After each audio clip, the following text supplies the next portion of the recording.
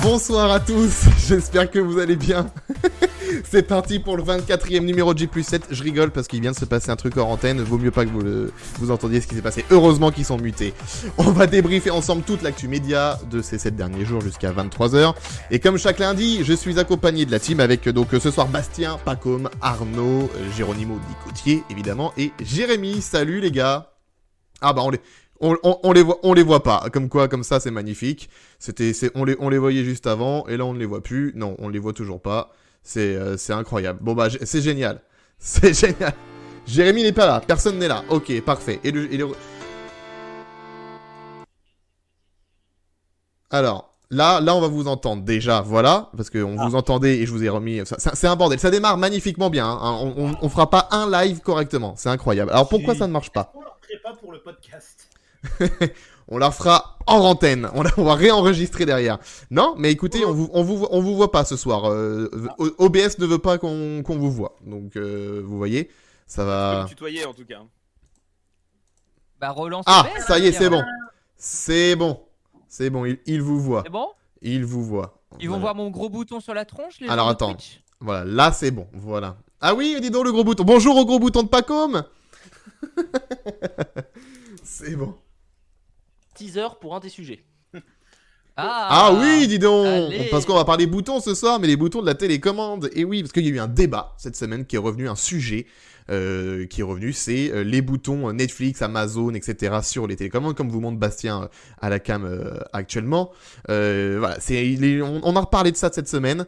Donc, on va évidemment en parler ce soir. On va parler aussi des placements de produits sur YouTube et Instagram parce qu'il se passe des choses autour de tout ça. Il y aura aussi le Média Express et le rendez-vous phare de l'émission. Maintenant, ça y est, tout le monde n'attend que ça, n'attend la fin de l'émission juste pour ça. Le Moi PJ, j'attends de crever. les essentiels Pacôme grille, la grille des programmes des prochains jours, résumé par Pacôme. C'est un rendez-vous qui a été validé par Robin la semaine dernière.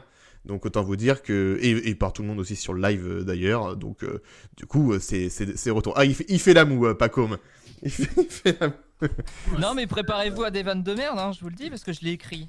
Oh là là, il a Ça. assez écrit. Eh ben on va voir ça tout à l'heure. Préparez-vous à ce que ce soit horrible et vraiment le but c'est que personne me dise ah c'était bien, continue encore. Voilà. D'accord, ok. Je peux quand même le dire. C'est validé par tout le monde. Ah et Jérémy qui marche pas dès la première phrase. C'est magnifique. Coupé dès la première phrase. Oui, Jérémy. Non, mais je pense qu'on va abandonner, Jérémy. Hein. Je pense on fera jamais un live. M'attendez pas. Hein. On fera jamais un live correctement. On va abandonner l'idée. Hein. C'est pas possible. En plus, ça fait 2-3 semaines que ça marche nickel. Là, vraiment, ça fait 10 minutes, il essaye Et ça marche pas. pas. C'est un jour sans ce Bon, soir. m'attendez pas, je vais détruire 2-3 trucs et je reviens. Hein. C'est ça. Il Détruis va ta détruire son connexion. robot. Le robot, oui c'est ça, c'est un peu robotique la voix. Salut à Guillaume14 plutôt. Guillaume14 Utrezut, Selma Longo qui est là pour la première fois. Salut Selma, salut Jonathan, salut Rem, Loxium, Odizor, Daco TV. Ils sont là ce soir. On va parler tous ensemble donc de l'actu média. Je vous ai fait le sommaire vite fait et comme à chaque fois, on démarre par les audiences. Je vous lever les mains. Qu'est-ce qui se passe? Pacôme, tu lèves la main? Qu'est-ce qui se passe? Dites-nous tout.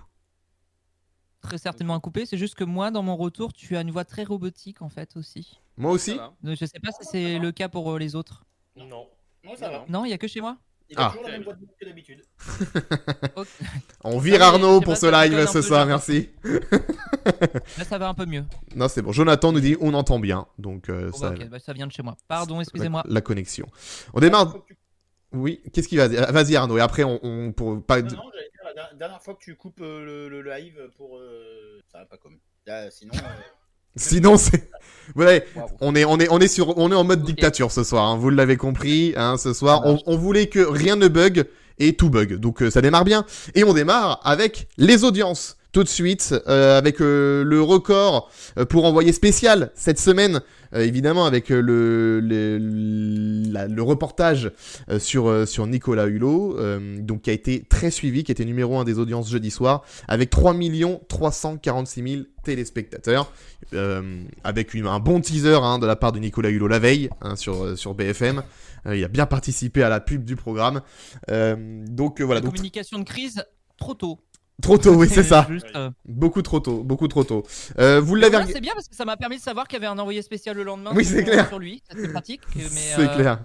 Merci de nous y avoir fait penser. Que France 2 n'avait pas encore teasé en plus. Non. Ouais, non, mais c'est fou. Va. Cette histoire est folle. Bon, d'accord. Est-ce qu'il l'a regardé ce programme? Personne? J'ai lu les articles qui sont beaucoup parus juste après parce que ça a été tellement teasé que tous les médias en ligne ont fait un papier résumant l'émission, ce qui arrive quand même rarement pour Envoyé spécial. Ouais. Même pour les caches d'investigation qui sont des programmes phares, ça arrive rarement. Donc il n'y a même pas eu techniquement besoin de le regarder pour savoir ce qui se passait dedans. C'est vrai. Presque étonnant que ça fasse une audience comme ça. Après, c'était un des rares Envoyé spécial où comme il y avait une partie plateau en direct, l'émission n'était pas dès le matin sur France.tv. Je pense qu'ils ont dû attendre jusqu'au dernier moment en fonction de retour d'avocat qu'il y a dû avoir du côté de France Télé sur les différents éléments de l'enquête.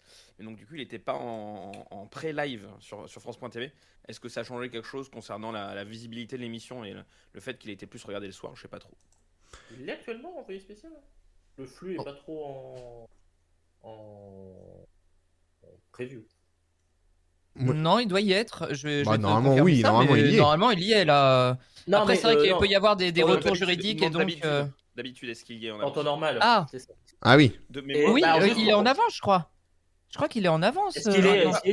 est-ce qu'il est sur France.tv dès 6h du mat, comme pas mal de C'est programmes ça. Ouais. Il y a même Cache Investigation qui est maintenant une semaine avant pour qu'il puisse y avoir des retours des spectateurs pour la partie question de la fin. Ce qui n'est pas le cas d'Envoyé spécial, ça pour le coup.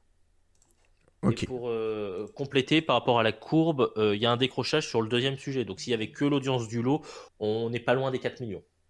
Ah oui.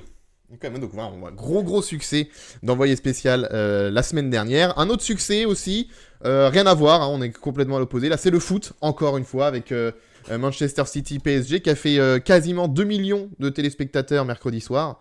1,97 millions de téléspectateurs. Sur Canal. Sur Canal, oui. Ah oui, tiens d'ailleurs, j'ai pas les audiences des autres. Est-ce que vous les avez sur le pour il y avait qui RMC Sport communique pas. RMC Sport communique jamais les scores. Ouais, ils l'ont pas fait donc. Et Bean communique pas non plus. Hein. Il était sur les trois PSG. Non. Il était que sur RMC et Canal. RMC, Oui, oui. ouais. Et Bein peut-être en différé du coup. Ouais, Bean en différé, mais je parle des autres matchs de Ligue des Champions en général, ça communique peu. Quoi. D'accord. Bon, donc Après, ça fait 2 millions minimum quoi. Je trouve que c'est une moyenne correcte, quoi. C'est la moyenne habituelle pour un match du PSG en Ligue des Champions, j'ai l'impression. Oui. Oui, ils font pas 1 million 50 environ, 1 million 500 000, non, c'est pas 1,50 des fois. Non, Pour les souvent, petits c'est matchs, plus de mais pour les millions, matchs comme ça, Plutôt 2 millions. Ok. Donc si c'est dans la moyenne, c'est le match aller. Tiens, le match aller avait rassemblé 2,19 millions de téléspectateurs, tu vois. Oui, voilà. Le 28 septembre. Et il y avait Koh-Lanta en face, oui, en plus. Et donc là, 1,97 seulement. Ouais. Et à titre de comparaison, le match de PSG. Ah non, bah, putain, je tape PSG Salzbourg. Non, c'est PSG Red Bull. Pardon. PSG Red Bull avait fait 1 772 000. Les amis, parlez bien proche de vos micros. Ce soir, vous êtes tous éloignés de vos micros et sur le chat, on dit qu'on vous entend pas très bien. Donc mettez-vous. À titre de comparaison, par exemple, PSG Leipzig avait fait 1,72 million. Ah oui, ouais, mais bon, Leipzig, ça intéresse moins les gens. Le City, c'est une plus grosse affiche. Et c'était un mardi soir. Donc il y avait Koh-Lanta en face.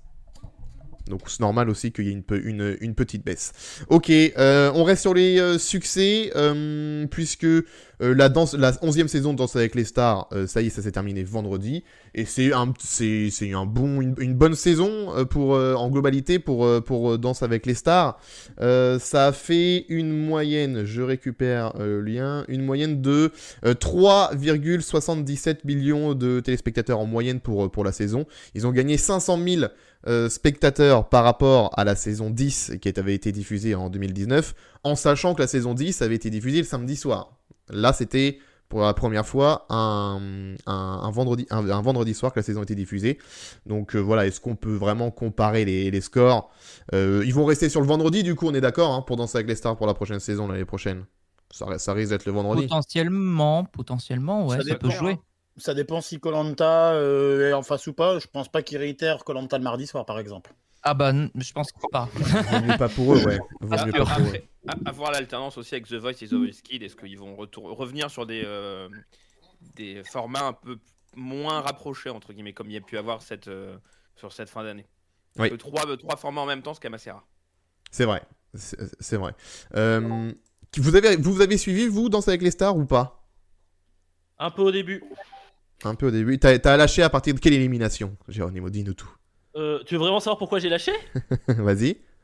Parce que j'ai une ville vendredi soir et j'ai pas eu le courage de faire les replays. Ah, d'accord. Très bien. Donc, t'es le seul à avoir regardé un tout petit peu. Arnaud, t'as pas regardé non plus, toi? Non, si. Si. C'est le petit T'as rituel suivi du vendredi, vraiment en mode détente, hein, sans voilà. Qu'est-ce que t'en as pensé? C'était sympa. Ouais, j'ai moins aimé que les autres années par rapport aux notations, par exemple, où il y avait plus les notes techniques et les notes artistiques. Il y avait un bon niveau. Bah si. T'avais les notes techniques et la note artistique, c'est Oui, Jean-Paul et la note artistique de Jean-Paul Gaultier, oui. Voilà, Jean-Paul Gaultier a apporté aucune plus-value à part d'être de la Jean-Paul merde. Gaultier. Mais sinon, voilà, c'était pas. Si, c'était sympa de suivre Taïk et Bilal Hassani parce qu'ils ont eu un excellent niveau toute la saison. Et Mais, Michou. Ouais, Michou, si, il a progressé forcément, mais il était sauvé à chaque fois par le public. Faut pas se leurrer. Hein. Au 10h. Bah, S'il n'y avait c'est pas eu pour le format de la finale où le troisième voilà. était éliminé, il aurait gagné.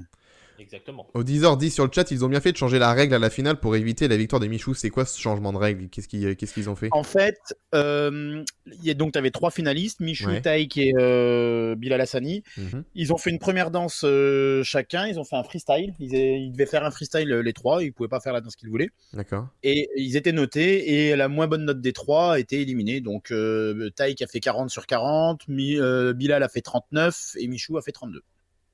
D'accord. Et donc ça jouait sur les notes. Ah bah du coup ils ont été éliminés sans passer par le vote du public. Ah ouais. Ah oui, Du d'accord. coup après Bilal et Taïk ont dû faire 2 danses. Le jury ne votait pas, donnait juste une impression comme ça. Et il ne votait pas ni rien, donnait pas de notes, et c'était le public qui votait à 100%.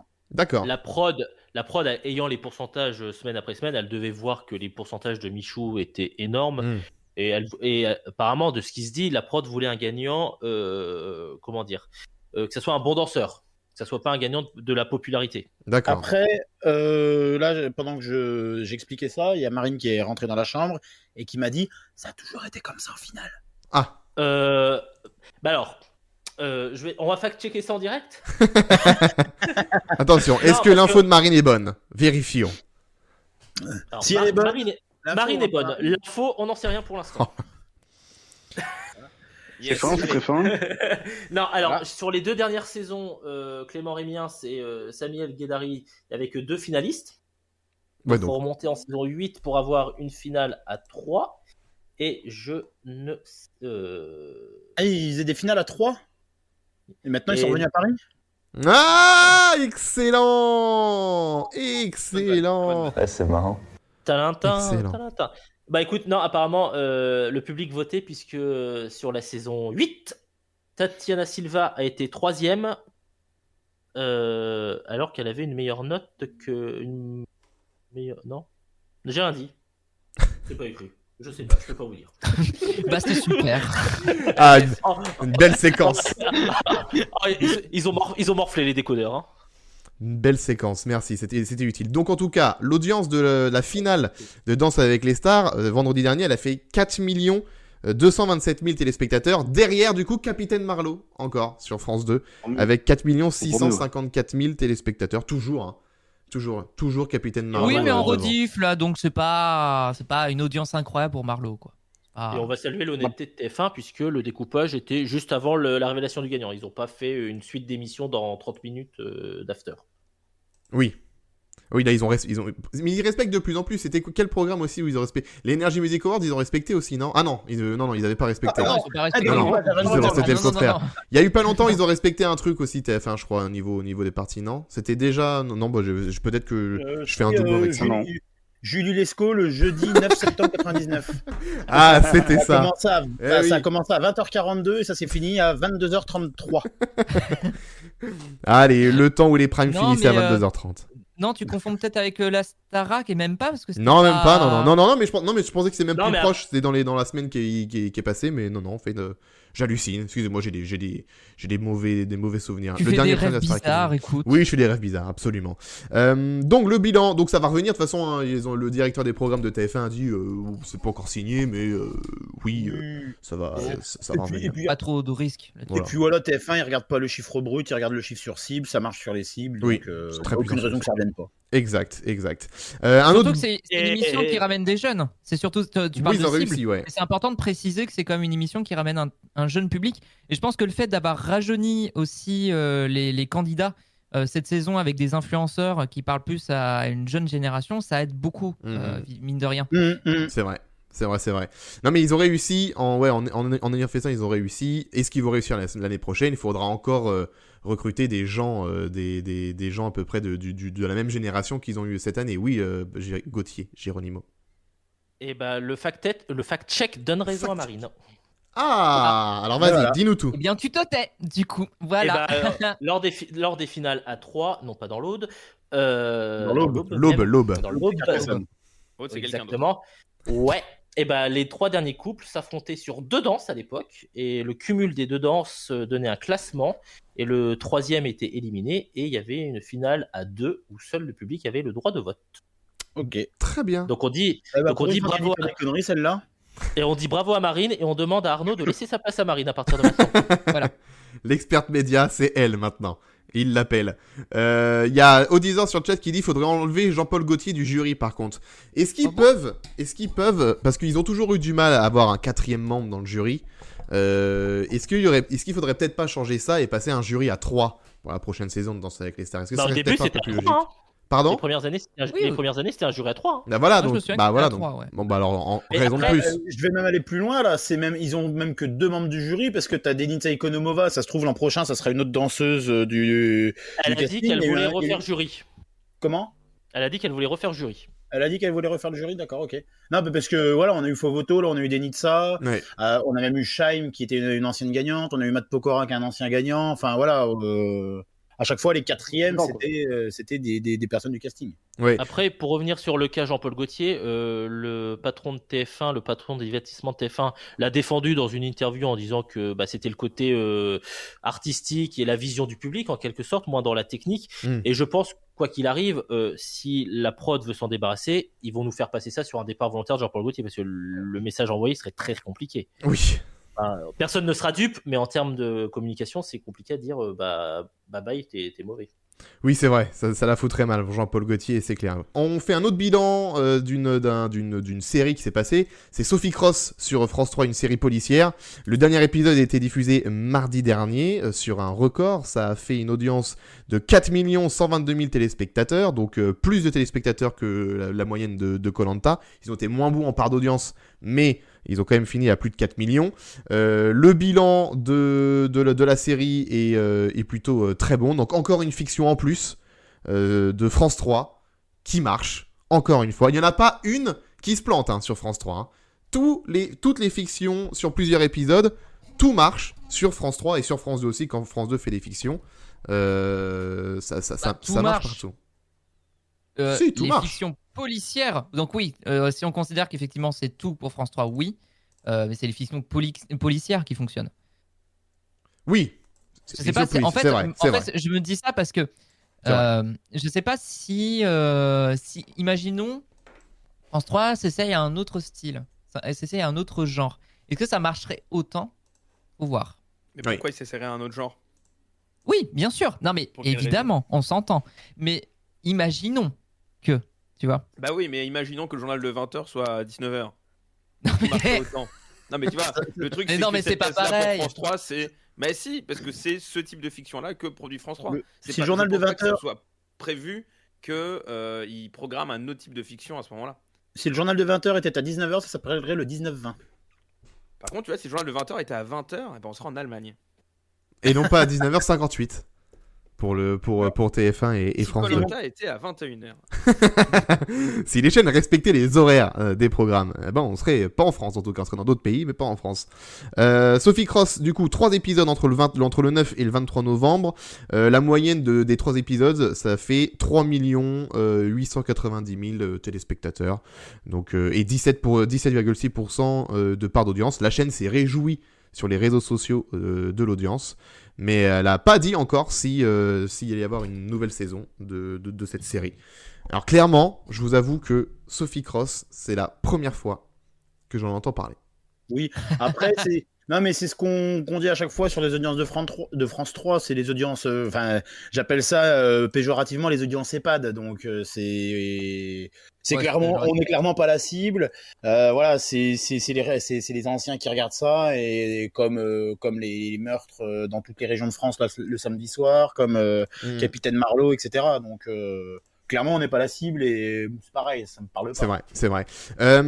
Donc ça, c'était mardi soir, Sophie Cross. En face, sur France 2, mardi soir, il y avait la fête de la liberté sur France 2. Ouais. Et ça a fait un flop. 1 444 000 téléspectateurs pour la fête de la liberté. 3e des audiences.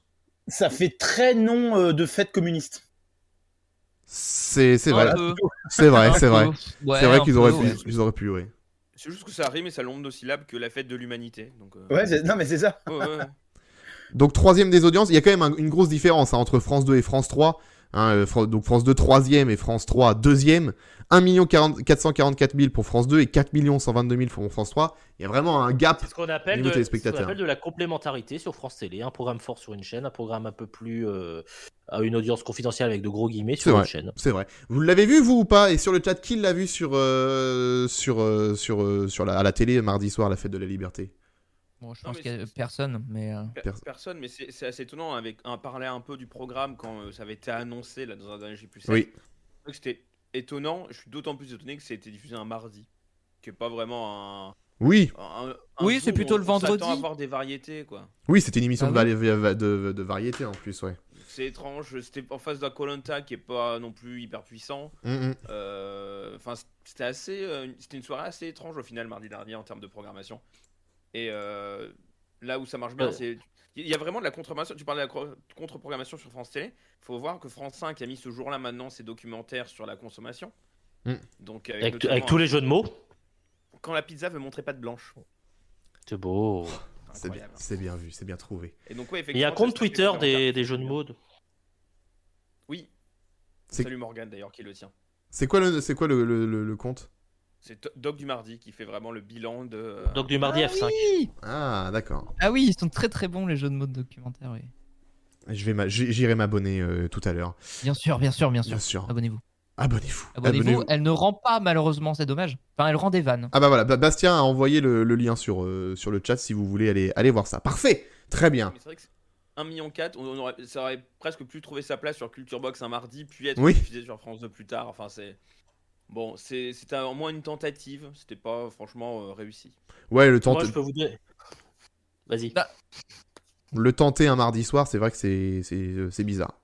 Non, puis je suis pas sûr que ça parle beaucoup aux gens aussi, mine de rien. Je suis pas sûr qu'une émission de variété qui même si elle a des ambitions sympathiques sur le papier, c'est quand même un truc très gentillet, très voilà.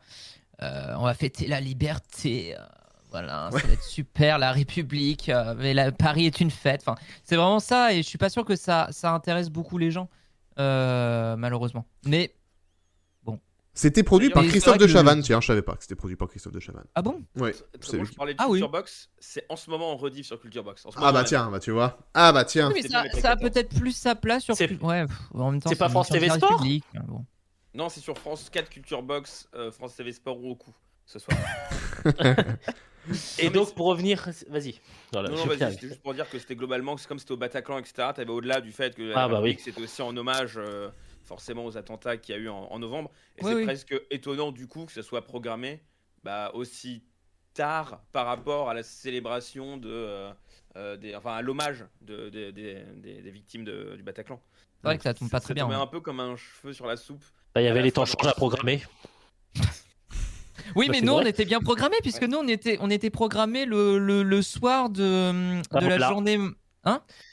Vous êtes programmé le mardi le plus proche du 13 novembre. Non, on était programmé. Oui, mais d'accord, mais on était programmé le soir de la journée mondiale des droits de l'enfance. Donc ça avait du sens vis-à-vis de notre thème. Là, en l'occurrence, effectivement, c'est complètement éloigné de l'événement sur le Bataclan. Enfin, c'est de l'hommage. C'est bizarre. C'est très bizarre. C'est très bizarre. Est-ce qu'ils en feront une l'année prochaine? Du coup, peut-être pas sûr. Peut-être que. Je pense que c'était de base une sorte de one-shot, entre guillemets, parce que c'était adapté d'un projet musical qui était déjà sorti, en fait. Ouais. Donc, je suis pas sûr qu'ils aient envie forcément de relancer. Et ça aurait pas tellement de sens non plus de le faire chaque année. Là, c'était en plus vis-à-vis du contexte, justement vis-à-vis de l'hommage. Donc non, je suis pas sûr que France 2 ait envie, dans tous les cas, aurait eu l'envie de faire ça chaque année. Eh bien, ainsi s'achèvent les audiences de la semaine. Juste avant de passer au premier sujet...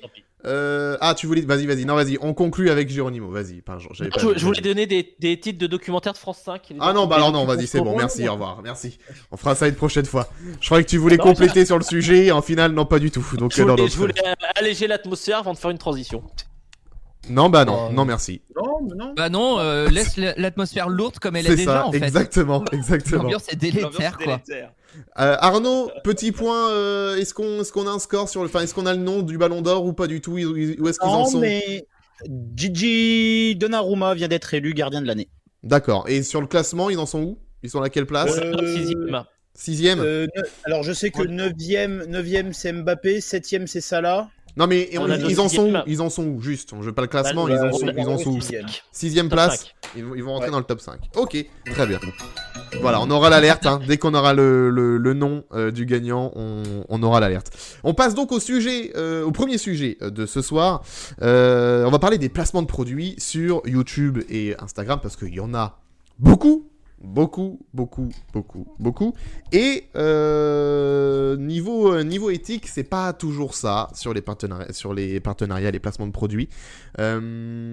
Qui voudrait commencer sur le sujet? Qui veut résumer un peu tout ça? Je peux vite faire résumer. Il y a eu 2 grands sujets qui ont eu lieu cette semaine, 2 grands sujets qui sont sortis. Le premier, c'est un article qui est issu du Parisien. Comme souvent, le Parisien fait des très bonnes enquêtes autour des sujets de médias, mais aussi des économies, et qui revenait pas mal sur toute l'ambivalence qu'il y a autour des youtubeurs jeunes et à destination des jeunes par rapport aux différents placements de produits qu'il peut y avoir, et au sens globalement large sur les partenariats avec les différentes marques, les marques qui envoient des produits, les vidéos dans des parcs d'attractions. Donc il y avait toute une polémique autour de tout ça, et pas comme. Non, mais oui, il y a eu cet article-là. Après, juste très, très vite, je rebondis déjà là-dessus, mais un article qui est certes d'intérêt général, qui est important, mais qui est pas nouveau. Enfin, ce genre de dénonciation vis-à-vis des placements de produits, surtout sur des chaînes qui sont déjà très controversées de base. Il faut bien comprendre qu'aujourd'hui, on en parle un peu moins. Mais les chaînes YouTube qui mettent en avant des enfants, parce que c'est de ça dont on parle, c'est des chaînes du style Neo S1, de style Studio Bubble Tea. C'est des chaînes qui faisaient beaucoup polémique parce que ça reposait la question du travail des enfants, en fait, de parents en fait, qui profitent de leurs enfants pour faire des vidéos, pour faire des vues et des millions de vues, parce que c'est des vidéos qui, à l'époque, ramenaient toujours autant. Alors j'ai vu un peu, ça fait toujours un peu le même style de chiffres, c'est-à-dire c'est très fluctuant. Tu peux avoir des vidéos qui font 50 000 vues comme des vidéos qui en font 500 000, ça dépend vachement. Et pour le coup, oui, s'il y a une relance, c'est parce qu'il y a quand même confusion vis-à-vis des placements de produits. Ces chaînes-là font toujours, entre guillemets, polémique parce que le sujet en tant que tel est toujours le même. C'est-à-dire, ça pose toujours la question du travail des enfants. Mais il y a en plus de ça, comme le dit Bastien, le fait que des placements de produits soient parfois pas très bien mis en valeur, ou en tout cas fait un peu à l'insu des marques aussi. Il y a le Parisien qui parle justement, par exemple, du cas de McDonald's, qui était très présent dans des vidéos de Neo S1, dans des vidéos où l'un des 2 enfants, je ne sais plus lequel, faisait justement des plats type McDonald's avec le logo placardé partout, ou encore le fait qu'ils sont allés acheter tous les menus de McDonald's. Je vous laisse juste de la qualité de ce genre de sujet. Super. C'est pas le propos. Mais toujours est-il que ça a posé problème, notamment à UFC Que Choisir, qui a porté plainte pour publicité déguisée, en tout cas potentiellement publicité déguisée, puisque ce n'était jamais indiqué sur les vidéos. Il faut comprendre que YouTube, il y a une obligation aujourd'hui qui veut que, et c'est normal, et c'est pareil sur tous les réseaux sociaux d'ailleurs, oui, Instagram qui veut aussi, qu'il y ait un message où c'est écrit « inclut une communication commerciale ». dans ce cadre-là, c'est pas indiqué. Donc, la question se pose, est-ce que c'est une publicité ou est-ce que ça ne l'est pas ? Et en l'occurrence, on a plutôt la sensation que c'est publicité déguisée. Donc, McDonald's a répondu en disant que non, en fait, il n'avait rien à voir avec ces vidéos-là. Ils avaient bien fait des placements, mais il y a quelques années avec eux, mais que ces récentes vidéos n'avaient pas été affiliées à la marque. Donc, McDonald's rebondit en voulant porter plainte contre UFC Que Choisir. Voilà, la petite bataille. Ça s'arrête jamais. Ça ne s'arrête jamais. Donc, oui, aujourd'hui, il y a des questions qui peuvent se poser au niveau des marques et pas qu'à ce sujet-là, puisqu'il n'y a pas que les enfants. Vas-y, Bastien. Le cas McDonald's, il est compliqué parce qu'effectivement, comme tu disais, McDonald's, eux, se défendent totalement de faire des partenariats. Ils disent que c'est, en fait, faire travailler avec des mineurs, déjà, c'est compliqué. Oui. Mais ils se défendent vraiment totalement de ça en disant, en fait, on est presque victime de ça. Parce que nous, on paye pas les gens pour qu'ils fassent des vidéos sur nous. Et en plus, derrière, on se tape des polémiques sur le fait qu'on on ferait de la publicité déguisée pour ça. Donc eux, ils sont là en mode, en fait, non, on le fait plus. Et entre guillemets, les chaînes de restaurants jouent le jeu. Comment dire ? Le jeu, voilà. Donc c'est bon pour tout le monde. À côté, oui, il y a des marques de jouets qui, elles vont juste envoyer des jouets aux enfants et espérer que peut-être ce sera dans une vidéo YouTube. À côté, il y a des marques de papeterie, ce qui est très malin, les marques de papeterie pour le public jeune et les parents. Avec Bureau Valet. Avec Bureau Valet, je voulais pas citer la marque, on n'allait pas leur faire de pub. Oh mais c'est, regardez, on fait la chasse aux fournitures. Et comme par hasard, Bureau Valet, ils ont évidemment un agenda Neo S1 qui est Studio Bubble Tea. Oh là là, c'est marrant, si tu vas chez Bureau Valet, tu as l'agenda de tes stars préférées qui font en plus des vidéos chez Bureau Valet. Donc tout est bien qui finit bien. Là où ça arrange beaucoup les marques, c'est que c'est quelque chose qu'on ne peut plus du tout retrouver actuellement à la télévision. Faut voir que depuis quelques années maintenant, il y a interdiction de mettre des pubs sur les programmes jeunesse, en tout cas sur le service public. Il y a interdiction pour les pubs de bouffe, dans les programmes enfants sur les chaînes privées. Donc il commence à y avoir énormément de limitations et les chaînes de restaurants et globalement toutes les marques de jouets, etc., voient d'un œil assez intéressé le fait qu'il n'y ait pas encore de régulation du tout sur des plateformes comme YouTube ou comme Instagram, globalement, parce que ces enfants ont aussi des comptes Instagram. Donc en gros, là où les députés et ceux qui font la loi commencent à tiquer un peu, c'est est-ce que même si c'est pas de la publicité déguisée, il faudrait quand même pas réguler tout ce qu'il y a autour de ça pour éviter de se retrouver avec soit des fausses publicités déguisées, en fait de l'influence d'enfant à enfant, ce qui est un peu gênant, ou soit au moins des travails de pédagogie auprès des parents, des choses autour de ça pour quand même globalement réguler ce marché-là autour des youtubeurs enfants pour enfants. Je voulais revenir sur l'obligation de mentionner que tu fais des partenariats sur YouTube, sur YouTube, Insta aussi. C'est Nabila qui s'était fait épingler, qui avait reçu une amende parce qu'elle n'avait pas précisé un placement de produit sur Insta. Ouais, mais là, elle avait. C'est pas la seule. Ouais, mais il y a que elle qui a appris, alors qu'au final, oui, ils le font tous. Non, parce qu'il n'y avait pas une affaire liée à une fraude. Blanchissement d'argent, je crois. Ah oui, ça allait encore plus loin que le fait de ne pas avoir mis de. D'accord. Ah oui, parce que sinon. Les gens sur Instagram se passent très très bien de mettre quand c'est des communications commerciales. Il y a une vraie question aujourd'hui. Alors je renvoie souvent quand ça parle d'internet et en l'occurrence encore plus sur ce sujet-là, Vincent Manilev qui souvent essaye de dénoncer un petit peu ces problèmes-là, sans succès malheureusement parce que ça change rien à la donne. Il y a encore du boulot, ouais. Mais il y a encore du boulot. Rien qu'encore récemment, a priori, Lena Situation a fait une communication commerciale très mal mise en avant le fait que c'était une publicité était très mal mise en avant sur son post sur Instagram. C'est souvent c'est souvent dissimulé. Il y a même parfois des cas où en fait le hashtag ad qui est donc le hashtag publicitaire pour les bilingues est souvent mis parmi plein de hashtags, ce qui fait qu'il est noyé et en fait pour les gens ils s'en rendent pas forcément compte. Donc c'est sur Instagram, il y a un vrai problème à ce niveau-là, oui, et qu'il serait temps de réguler parce que le problème est trop présent par rapport à YouTube, où par exemple les YouTubeurs se font quand même un peu plus épingler et plus rapidement si jamais il y a une omission de messages commerciaux précisés dans la vidéo. c'est une super transition parce que Vincent Maniliev a fait un super article sur Medium justement sur YouTube, le financement, etc. de YouTube. On y reviendra un peu après. Sur les slash ads, les apostrophes ads déguisés dans les comptes Instagram. Faut savoir qu'il y en a aussi la plupart qui mettent des hashtags ads en blanc sur fond blanc, ce qui est évidemment illégal tout autant que de rien de mettre.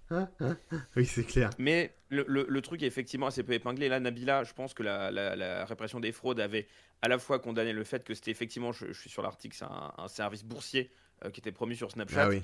C'était aussi une personne qui était très visible sur les réseaux sociaux, c'était un peu une star, et je pense que ça a été fait un peu pour essayer de montrer l'exemple. Oui, c'est ça. Ce qui n'a pas forcément extrêmement bien marché. Et oui, je vous invite à suivre Vincent Maniliev. Il fait des lives le dimanche soir et il fait souvent des articles.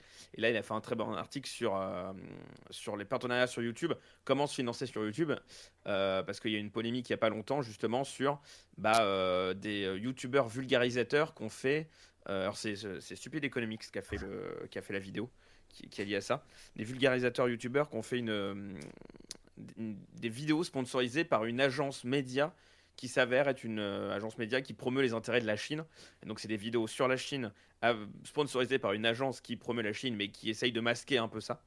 Donc du coup ça a fait une sorte de polémique. Alors c'est super intéressant, la vidéo est super intéressante parce que les intéressés, donc Linguisticae et une chaîne d'histoire dont j'ai oublié le nom, Nota Bene, qui s'explique et explique pourquoi ils ont fait ça, notamment pour pouvoir accéder à des images de la télévision chinoise qui sont normalement interdites d'accès et interdites d'utilisation dans ce cadre-là. Tout en disant avoir bénéficié d'une certaine liberté, d'une certaine souplesse dans l'écriture de leurs vidéos. Cependant, ça revient quand même c'est des vidéos qui sont sponsorisées et qui permettent de parler un peu de la Chine malgré tout dans tous ces cas-là.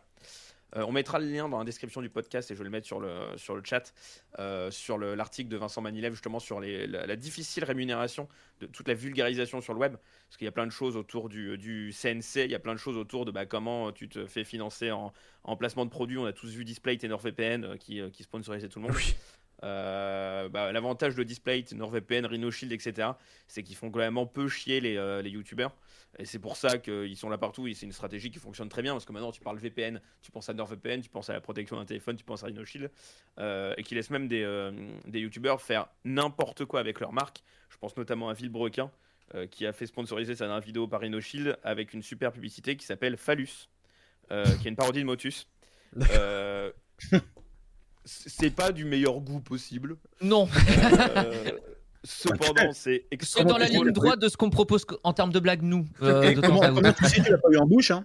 Oh là là. Voilà, la preuve. Et bienvenue, c'est les grosses têtes. C'est parti. L'utiliser, mais là, c'était terrible. Il a pas le choix. Donc il y a des marques qui sont quand même plus souples par rapport à ce qu'on peut laisser. Donc il y avait des Red Shadow Legends aussi à l'époque qui étaient un peu plus stricts. C'est toujours le cas. En vrai, Red Shadow Legends, c'est toujours le cas. Non, en vrai, même de manière plus générale, les jeux mobiles sont sont très souvent à la recherche d'influenceurs pour essayer de vendre leurs jeux. Mais d'ailleurs, ça me fait penser. Par contre, c'est vrai qu'ils sont pas forcément ultra regardants. J'ai l'impression Red Shadow Legends parce que il y a une vidéo d'Aurélien Prévost où il fait une pub pour Red Shadow Legends où il se permet de dire n'importe quoi en espérant que ça passe parce que les gens qui gèrent la com, en fait, il n'y a pas de gens en France qui gèrent la com de Red Shadow Legends. C'est des Anglais. Et donc, du coup, il s'est permis de balancer dans sa communication commerciale qui connaissait pas les persos, qui jouait un peu nos jeux. Et c'est passé crème. Et vraiment, et à un moment donné, il fait j'ai mis ce personnage-là parce qu'on m'a demandé de le mettre, mais je sais même pas qui c'est. Et on s'est dit, mais t'es censé quand même vendre ton truc, c'est très bizarre. Donc, c'est pour ça que ça a aussi un avantage, je pense, pour les influenceurs, ce genre de marque. C'est-à-dire que, oui, pour le public, c'est du forçage, c'est du matraquage publicitaire à outrance. Aujourd'hui, c'est même presque une habitude parce que, bon, ça fait maintenant 2 ans qu'on se tape des pubs NordVPN, Red Shadow Legends, à tout va. On commence à être habitué, on sait pourquoi elles sont là. Pour financer des vidéastes qui aujourd'hui n'ont plus la possibilité d'avoir des rémunérations par YouTube, car YouTube, cette sale plateforme, et pour ne pas dire de vulgarité, et donc c'est devenu une habitude, malgré le matraquage, malgré le fait... C'est même devenu presque une blague. Et ça, Vincent Manilev le dit très bien dans son article, c'est même devenu une sorte de mème à force, en fait, pour les gens. Et d'une certaine manière, ça reste de la publicité, positive ou négative ou pas, ça reste une bonne publicité pour la marque. Donc, tout le monde est content, finalement, dans tout ça. Après, je ne sais pas ce que tu as dit avant, Bastien, car je me suis. J'avais introduit sur l'article de Vincent Manilev sur la vidéo de Dirty Biology sur le fait que je m'étais concentré un peu plus sur les vulgarisateurs qui étaient là en mode on change des partenariats. Alors, tu as les marques qui peuvent faire des partenariats et ensuite, tu as comment on peut discuter avec certains représentants d'entités. Je pense par exemple. Alors, je vais citer 2 cas qui sont extrêmement différents. Thibaut InShape et l'armée. Et Dans ton corps de Julien Méniel avec le ministère de la Santé, qui sont 2 cas très différents, mais qui sont un peu techniquement le même partenaire qu'est l'État. Thibaut InShape va faire des vidéos qui sont pas du tout concentrées sur l'armée, mais plus sur regardez, Dame, les gens, ils ont tous des muscles, waouh, exceptionnel. Théma, Dame, les petites là. Théma les petites, regardez, je mets des boules. Là où dans ton corps, c'était plus sur regardez, en fait, si les vaccins c'est intéressant et qu'ils faisaient du débunkage. Sauf qu'en fait, comme ça se fait dans tous les cas, dans un peu. Enfin, c'est presque légitime et en même temps non, de tout mélanger ce type de partenariat. Ce qui fait qu'on se retrouve à la fois avec de la communication gouvernementale par Henry Phoenix qui fait sa journée avec Attal, ou McFly et Carlito qui font leur vidéo avec Macron, qui est plus de la communication politique. Là où en parallèle, les vidéos plus d'interviews, il y avait une interview de Cyrus North avec le gouverneur de la Banque Centrale Européenne, qui était plus un truc de questions-réponses, ou les vidéos typiquement, je parlais de Julien Méniel, dans ton corps avec le ministère de la Santé. Il y a eu ça, il y a aussi sur les drogues il n'y a pas longtemps, qui sont plus des messages de prévention. Donc il faut séparer un peu le bon grain de l'ivraie. Oh, quelle belle expression. C'est vrai qu'elle est jolie. Oui, Bacom, vas-y. Non, ça tombe bien que tu parles de l'État parce qu'il y a quand même, un truc qui s'est passé sur Instagram il n'y a pas longtemps qui est en lien avec ce qu'on raconte. Mais là où tu parles finalement de partenariat, de communication politique qui existe, hein, on peut les critiquer. J'ai été le premier à le faire évidemment sur McFly et Carlito, souvenez-vous. Mais bon, ça reste de la communication politique. On sent qu'ils cherchent un jeune public. C'est legit. Bon. En revanche, il y a eu fin octobre sur Instagram Cyrus North et Hugo Décrypte. Je ne sais plus. Qui, comme le dit l'article de Vincent Manilev, vantait le mérite d'un média intitulé Tilt. Qui serait du coup géré par l'Agence française de développement, une institution financière publique qui travaille sous la tutelle de 3 ministères, le ministère des Affaires étrangères et européennes, de l'économie, des finances et de l'industrie, et de l'intérieur, de l'outre-mer, des collectivités territoriales et de l'immigration. Je ne sais pas articuler quand je parle vite. Donc, le truc, c'est que, certes, c'est de la communication commerciale, ok. Mais le problème, en fait, c'est que ils te vendent quelque chose qu'ils ne connaissent pas eux-mêmes, où il n'y a quasiment pas de détails. Ce qui a évidemment tout de suite fait réagir un peu les gens sur les réseaux, en se demandant, mais c'est quoi véritablement Tilt, en fait ? Qu'est-ce que c'est ? Parce que c'est pas précisé dans les stories. Donc, il y a des partenariats avec l'État, ou entre guillemets avec l'État, qui sont legit, comme Bastien l'a énoncé avant, et il y a des choses un peu plus floues. Concernant la France, qu'il est bon de toujours revérifier après coup, je pense, et qui mériterait, et de la part des influenceurs, plus de précision. Et ça remet aussi en question pour moi un problème de la part des influenceurs qui vont faire des partenariats en fait sans se poser trop de questions. Alors que c'est quand même la moindre des choses et c'est un boulot en soi. Avant de vendre quelque chose à quelqu'un, de se renseigner un minimum sur la chose que tu vas vendre auprès de ton public. Et en l'occurrence, c'est pas forcément le cas. C'est un exemple, Tilt. Mais on pourrait citer aussi un des gros exemples qui a été mis en valeur dernièrement dans une vidéo de Stupid Economics. D'ailleurs, je précise que l'article de Vincent Manilev est en lien aussi avec Stupid Economics, avec cette vidéo, qui parle d'un média chinois qui collabore avec des youtubeurs, 2 youtubeurs précisément, qui font tous partie de la même boîte de prod qui s'appelle Nesprod. Et je pense que Bastien en a parlé juste avant. Donc je sais pas si j'ai besoin de repréciser du coup. Mais du coup, oui, bon, bah, il y a cet exemple-là avec la Chine et avec du coup, j'ai Linguisticae et Nota Bene. J'ai buté sur le même pseudo tout à l'heure. Oui, voilà. On parlait donc, là on ciblait YouTube, Insta. Comment ça se passe niveau placement de produits sur Twitch ? Est-ce que c'est bien respecté ? Est-ce que c'est plus honnête ? Comment ça ? Alors, il y en a plein de streamers qui se mettent le sponsor sur le live pendant tout le live. Oui. Mais est-ce qu'il y a d'autres placements de produits intégrés dans les lives, peut-être, dont on ne sait pas, je sais pas, on entend moins parler en tout cas sur Twitch. Bah alors Twitch, c'est très bien parce que tu parles de la présence des logos tout le long des lives. C'est finalement une solution trouvée par rapport au live en fait pour mettre un message de communication commerciale. Oui, peut-être que ça mériterait un peu plus de... que ce soit souligné davantage, mais je pense que déjà le fait, en vrai, qu'il y ait la marque tout du long, ça aide quand même à savoir que le live est en partenariat avec quand Domingo met plusieurs marques dans Popcorn. Bon bah tu sais que l'émission elle est financée en partie par ces placements-là. Donc ça reste quand même assez clair. Après, il y a quand même, je dirais, vis-à-vis particulièrement de Twitch, alors c'est pas que eux, mais Twitch joue beaucoup aussi là-dessus. Il y a parfois les marques qui envoient des produits gratuitement auprès des influenceurs. Et ça, Twitch le fait un peu avec les influenceurs, avec les gens qui bossent pour eux, hein, techniquement. Quand ils envoient des produits, genre des lights, des néons. Dernièrement, il y a eu pas mal de streamers qui ont reçu des néons, ou même des pulls, comme ils ont reçu au The Event.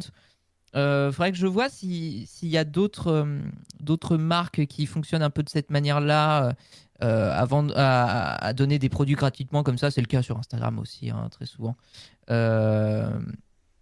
Mais Bastien, vas-y. Non, pour terminer peut-être sur ce sujet-là, il y a un peu de tout, parce qu'il y a à la fois effectivement les lives, comme peuvent l'être aussi donc les popcorn, etc., ou ce que peut faire l'échappée avec Domingo, qui sont très clairement sponsorisés avec le nom de la marque. Il y a des lives événementiels, et généralement les streamers sont assez honnêtes avec ça, quand ils disent qu'ils font des OP, donc je pense notamment aux soirées GeoGuessr ou aux soirées Among Us que pouvaient faire certains streamers en IRL, qui sont clairement des OP pour des marques de PC qui sont mises en avant pendant ces streams-là. Et à côté, il y a aussi une phase un peu plus... Donc ça, c'est pour le Twitter light, entre guillemets. Il y a aussi un Twitter un peu plus sombre, où effectivement, ça va être des casinos en ligne qui vont financer des streamers sans le dire. Une très bonne enquête du Roi des Rats sur YouTube, si vous ne l'avez pas vu, qui date de septembre, qui dit en fait qu'il y a des casinos en ligne, c'est illégal, ce qu'ils font totalement. D'ailleurs, en France, ils n'ont pas le droit de citer, il faut créer un compte à l'étranger, blabla. C'est la merde pour le faire. Mais donc, du coup, les mecs payent des mecs sur Twitch pour que, évidemment, ils gagnent tout le temps.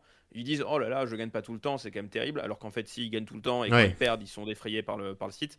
Et du coup, ça c'est une pratique qui est vraiment scandaleuse et trompeuse. C'est chaque plateforme a ses vices, entre guillemets. Oui. Pas comme vas-y. Non, oui, juste par rapport à ce que je disais à l'instant, Jonathan fait bien de rebondir. Oui, c'est pas un bon exemple que j'ai donné en vrai avec les trucs Twitch, parce qu'effectivement YouTube, on pourrait parler des boutons play. Alors après, les boutons play, c'est plus pour le nombre d'abonnés. C'est une sorte de récompense finalement du nombre d'abonnés. Là, au Twitch, c'est vraiment du cadeau comme ça parce que voilà, tu fais bien ton travail. Tiens, tu as le droit à un goodies. Mais oui, c'est peut-être pas le meilleur exemple en vrai. Ce que je voulais dire, c'est potentiellement, mais encore une fois, il faudrait vérifier. Est-ce qu'à l'instar d'Instagram, des gens reçoivent, des streamers reçoivent des produits gratuitement de la part des marques. Alors je sais qu'Elgato non par exemple, parce qu'Elgato n'en a rien à foutre. Alors qu'il y aurait un marché, c'est complètement con, mais bref. Mais d'autres marques plus d'informatique ou d'audio, potentiellement. Je sais pas. Là, je lance une bouteille à la mer là-dessus. Ce serait plus cohérent de faire des placements de produits qui sont en rapport avec le domaine du stream, etc. Quand tu es sur Twitch, en tout cas. Vaudrait mieux, c'est mieux de faire des placements de produits en rapport avec ton contenu que de faire des trucs qui n'ont rien à voir. Donc si les gens pouvaient un peu plus se consacrer là-dessus. Non ? T'es pas d'accord, Bastien ? Ça dépend, ça sert à quoi de fournir du contenu. Enfin, les gens qui regardent Twitch sont pas que des streamers. Donc si tu fais du placement de produits, tu vois, Elgato, ils font même pas du placement de produits, ce que tu disais, ils offrent des trucs aux gens. Mais Avermedia fait la même chose, parce que pour eux, ça va être la manière dont, oh là, comment il fait le streamer, il a du Elgato, ah bah génial, tu vois. Oui. Mais, Ils offrent des trucs aussi. J'ai l'impression pas beaucoup. Hein. Ah bon? Ah bon, Je suis sûr que beaucoup de gros streamers payent beaucoup de leur matos. Hein. Bon. Ah ouais, je sais pas. Ok. On en reparlera une autre fois. Absolument. On va passer au Média Express dans quelques instants. Juste avant, Arnaud, le point sur le Ballon d'Or. Attends, je monte le son de l'ordinateur et je baisse le son de la télé. Le point sur le Ballon d'Or. Kanté 5e, Benzema 4e, le 3e on s'en fout, le 2e aussi, et le Ballon d'Or. Lionel Messi. Il est parisien. Ouais, il est parisien. Le foot, ça. C'est Messi le foot. Non, Messi c'est Paris. Messi c'est Paris, Messi le foot. Donc, avait une chance sur 2. C'est dommage. Quel scandale. Oui, on a vu Arnaud se foutre à poil, donc on va être banni pendant 3 jours. Hein, écoutez, du coup. Je rappelle que les tétons sont interdits sur Twitch. Hein. Voilà, donc. Non.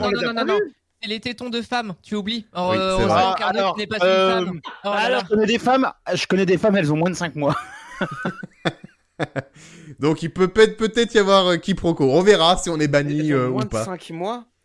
Mais pourquoi ils auraient moins de 5 mois et seraient sur Twitch? C'est trop jeune pour être sur cette plateforme-là. Oh là là, allez, encore une blague. Allez, ils sont en forme. Ah, c'est incroyable, c'est incroyable. Que de bons jeux de mots en plus, hein, du bon niveau. J'ai rien compris. C'est pas grave. On enchaîne avec le Média Express tout de suite. Et on commence avec Canal+, parce que Canal+, prépare pas mal de changements. Déjà, on va parler déjà ce qu'ils préparent au niveau série sur 2022. Parce qu'apparemment, la chaîne va augmenter son offre de série de 50% en 2022. C'est ce qu'ils ont annoncé. Ah bah moi, j'ai sur leparisien.fr, j'ai 50% sur leparisien.fr. Ah non, attends, non, je confonds, pardon. Oui, je me gourde dans les chiffres. Non, c'est 50% effectivement et 60 séries inédites en renouvellement. 60, voilà. Et on ne parle pas la bouche pleine, Paco, mais je te... C'est bon. Tu viens d'avaler. On sent que c'est pas très clair niveau titre. C'est titre. Allez, merci. Donc, si, mais précise aux gens du podcast. Oui, excusez-moi, je mange. Voilà. Point. Il a quand même reçu une commande pendant le sujet sur les placements de produits. Oui, c'est. Et on en a un placement de produit. On reçoit rien d'Uber Eats, malheureusement. J'ai un petit code promo, les burgers de papa, moins 50% pour un burger acheté. N'hésitez pas, évidemment. Fais gaffe. On est financé par les burgers de papa, donc n'hésitez pas évidemment à aller dans le code promo qui est en dessous le stream. Et donc je répète, #ads. Ad, ouais. Fais gaffe, certains pourraient le croire. On est bien, t'as vu, ouais, on est bien. Nous, on est honnête. Nous, on s'invente des sponsors, c'est quand même, c'est encore mieux. Peut-être qu'un jour, on sait pas. Peut-être un jour, peut-être. Avis, hein, contactez-nous. Donc, dans les nouvelles séries qu'ils proposent aussi, donc il y a une saison 2 de La Flamme, par exemple, avec Jonathan Cohen. La Guerre des Mondes, la 3e saison de La Guerre des Mondes. La 2e saison d'OVNI, avec Melville Poupeau, pardon. Il y aura une série sur Marie-Antoinette, apparemment, que Canal va diffuser aussi. Tiens, ok, d'accord. Et pas mal de nouveautés. Ils vont diffuser aussi Dexter, là, qui arrive. Dexter New Blood, qui arrive bientôt. Donc, ouais. Et surtout, Canal veut clairement changer son image à ne plus être une chaîne, mais une plateforme digitale. Il se concentre sur la plateforme digitale. Oui, Bastien. C'est déjà le cas, c'est juste qu'ils vont continuer à croître ça, parce que globalement ils parlent quasiment plus que de MyCanal. Quand tu regardes un match de foot, ils vont te faire la promotion du mode expert sur MyCanal, donc la diffusion linéaire classique est quasiment abandonnée pour eux. Ils vendent quasiment plus, je sais pas s'ils vendent encore beaucoup d'offres satellites, ce serait intéressant de savoir. Mais avec les nouvelles offres qu'ils ont lancées là en septembre dernier, les fameuses nouvelles offres dont personne ne comprenait rien, ce qu'il fallait surtout comprendre, c'est qu'il y a maintenant 2 offres séparées, une offre cinéma, une offre sport, avec Canal+ Cinéma d'un côté, Canal+ Sport de l'autre, qui sont les 2 chaînes sous premium de Canal. Toutes les autres étaient offertes dans tous les packs, et il n'y avait plus de packs uniquement avec les chaînes Canal. Là où ils veulent aller, c'est continuer là-dedans, séparer pour de bon l'offre cinéma de l'offre sport, et faire toujours une offre intégrale, mais ce qui leur permettrait surtout de diviser leurs investissements dans le cinéma, parce qu'ils voudraient séparer du coup que les offres 100% sport n'aient pas à financer le cinéma français, et donc changer un peu le modèle qu'est Canal au-delà d'une plateforme. C'est même le modèle de financement et le modèle historique de financement du cinéma français par Canal qui est remis un peu en cause. Mais comment ça va Ça fait un peu mal. Mais comment ça va se passer si tu as envie d'avoir Canal pour le sport et le ciné?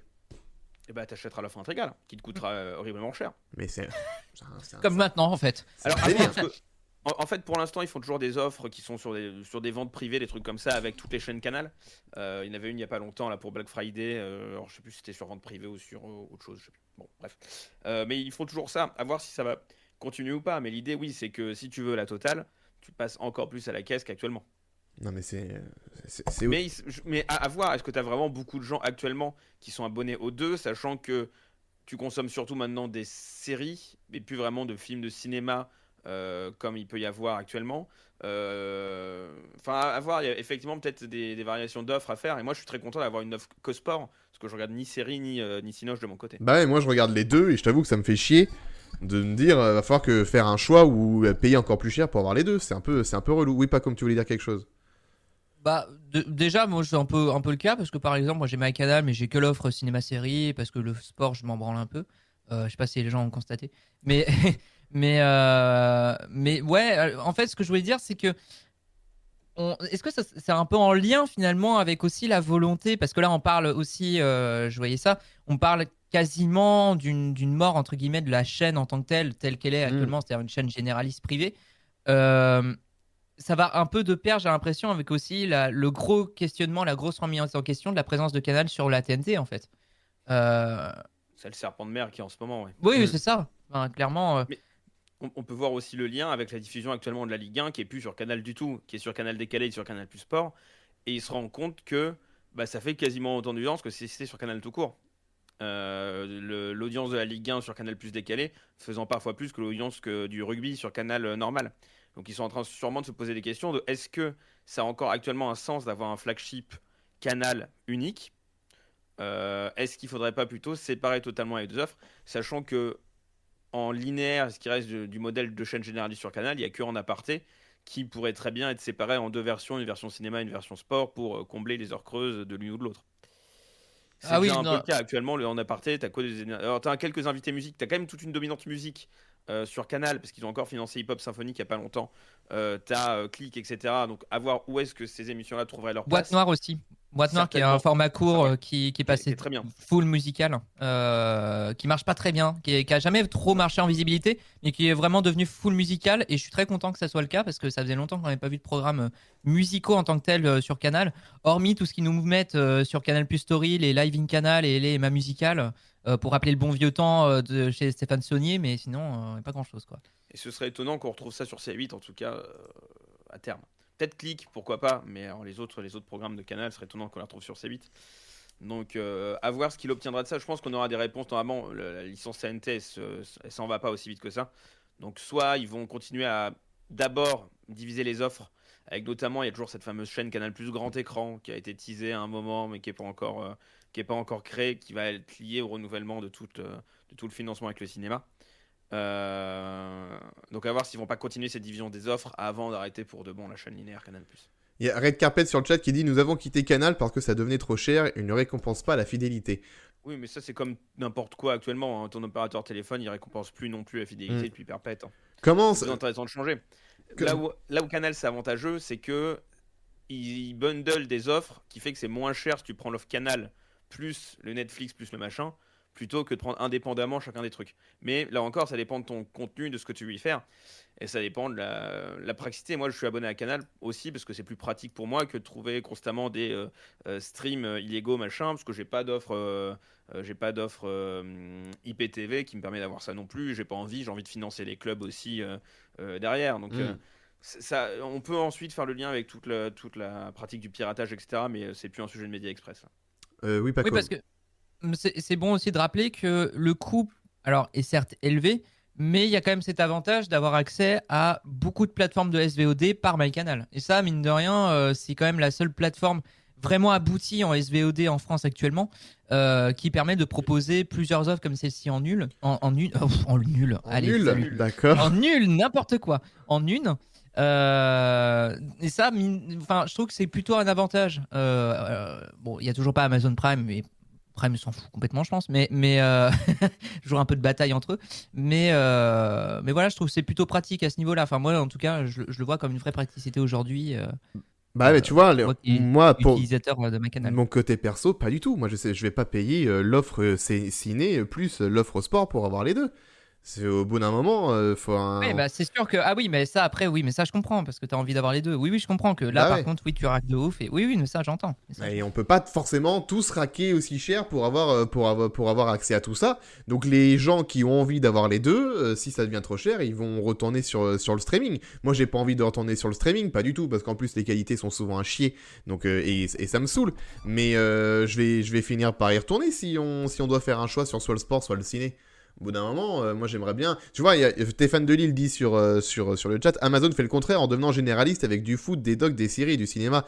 Voilà, moi, et moi j'ai beaucoup plus de facilité à m'abonner à Amazon et même à payer un abonnement supplémentaire pour avoir accès à la Ligue 1, en me disant qu'il y aura aussi des trucs sur Amazon Prime. Si l'offre était beau et s'il y avait une meilleure offre niveau Amazon, ce serait mieux parce que bon, t'as vite fait le tour sur Amazon niveau truc intéressant. Mais mais voilà, avec moi j'ai Canal et Amazon, pour l'instant ça va, mais si au bout d'un moment Canal me dit non, bon bah maintenant c'est soit tu payes juste pour le ciné, soit tu payes juste pour le foot, le sport en général, je sais pas ce que je vais faire quoi, parce que ça va coûter ultra rush. C'est de combien les abonnements d'ailleurs? C'est quoi les forfaits, j'ai envie de dire pour C'est autour de 45 balles pour l'offre sport qui te comprend Canal, beIN, Eurosport. Et Kidia, faut pas oublier Kidia quand même. Et Kidia, c'est important. Donc 45 € pour le sport, et tu dois rajouter le même tarif pour le ciné? Non, du coup, tu rajoutes pas le même tarif, tu payes moins cher si tu prends le bundle. Mais actuellement, ciné-série... non, sport, c'est 35, pardon. Ciné-série, c'est 26. Et donc, du coup, l'intégrale, c'est évidemment pas marqué sur leur site facilement. Ah bah oui. Après, moi, je peux vous conseiller une petite solution maison. Être jeune. Voilà, c'est plutôt une bonne technique. D'accord.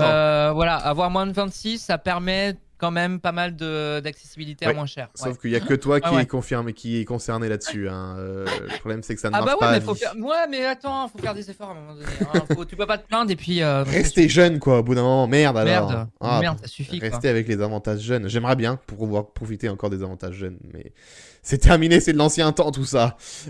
Donc, du coup, Canal. Et ça c'est donc pour 2022. Est-ce qu'il y a ça a déjà commencé un peu d'ailleurs, non, ce niveau des offres d'un côté ciné, d'un côté sport. Oui, c'est ce qu'on disait, ça a commencé en septembre. Voilà. 65 € pour la totale. 65 € la totale. Non, mais les gars, je paye actuellement 20 € hein, mon abonnement par mois pour avoir tout sur Canal. Hein. Juste pour info. Totale... Oui, mais moi je paye moins cher parce que j'ai une offre moins 26 ans qui m'est à tort débité. Mais là, pour 65 €, t'as Disney, t'as Canal, donc t'as tout Canal, Disney+, Netflix, OCS. Eurosport, beIN, Golf+, plus l'abonnement à l'équipe, l'abonnement à Télérama, l'abonnement à Caféine pour avoir le kiosque de journaux. Enfin, c'est devenu vraiment... Golf+, quand même. Golf+. C'est devenu un abonnement complet. Après, oui, Rem le dit, Eurosport, c'est seulement le linéaire et les canaux 360. C'est pas l'expérience de la plateforme Eurosport. Oui. T'as envie de partir, etc. Enfin, il y a plein de trucs. L'équipe, pour le coup, c'est l'expérience complète. Mais est-ce que beIN, par exemple, c'est l'expérience complète? Est-ce que t'as beIN 1, 2, 3, 4, 5, 6, 7, 8 Oui. Canal est le seul distributeur en numérique de beIN. Ils ont gagné l'exclusivité. T'as RMC Sport avec ou pas? RMC Sport n'est plus dedans. Non. Ah ouais. Donc il faudrait en plus. RMC Sport et Prime ne sont pas dedans. Ouais. Donc ça aurait été pas mal, moi je trouve, un système d'abonnement par rapport aux plateformes que tu veux, tu vois, parce que l'offre à 65 € ça peut être intéressant, mais moi par exemple si je le prends, je sais que je vais pas tout utiliser. Par exemple. Mais eux, ils n'auront pas. L'idée de faire cette offre-là, c'est parce qu'ils ont des prix en gros des contrats signés avec les plateformes. Oui. C'est parce qu'ils proposent ces bundles-là aussi. Si tu voudrais t'abonner aux plateformes individuellement, tu peux t'abonner aux plateformes individuellement sans passer par Canal. Hein. Non, bien sûr. Non, mais faire un truc justement qui regroupe tout ça via Canal, mais tu choisis qu'est-ce que tu veux, les applis, les services que tu veux regrouper, quoi. Il y a plein de trucs qu'ils vont tester. Ils vont tester aussi les événements à la carte, donc avec le pay-per-view. Là, ils ont testé l'offre avec uniquement la Champions League, qui était affreusement cher pour avoir uniquement la Champions League en sport. Ça coûtait pour 10 balles de plus, t'avais tous les sports. Et là, pour 25 €, t'avais juste la Champions League et Canal. Ouais. C'est limité, quoi. Donc ils testent des formules, mais l'idée, voilà, de ce qu'il faut retenir pour l'instant, on n'en sait pas plus, à part qu'ils voudraient continuer cette séparation ciné-sport qu'ils ont déjà entamée. Eh bien, c'est bien dommage. On continue de parler du groupe Canal, on va aller sur C8, puisque au tableau, Au tableau va revenir, mais c'était diffusé sur C8 et ça va être diffusé maintenant sur Canal. Canal reprend le concept et va le diffuser sur sa chaîne. Bizarre. Un peu inattendu. Ouais. Ça, j'avoue, elle n'avait pas vu venir celle-là. Je comprends d'autant moins l'intérêt que je vois pas ça tant dans la ligne édito de Canal actuellement.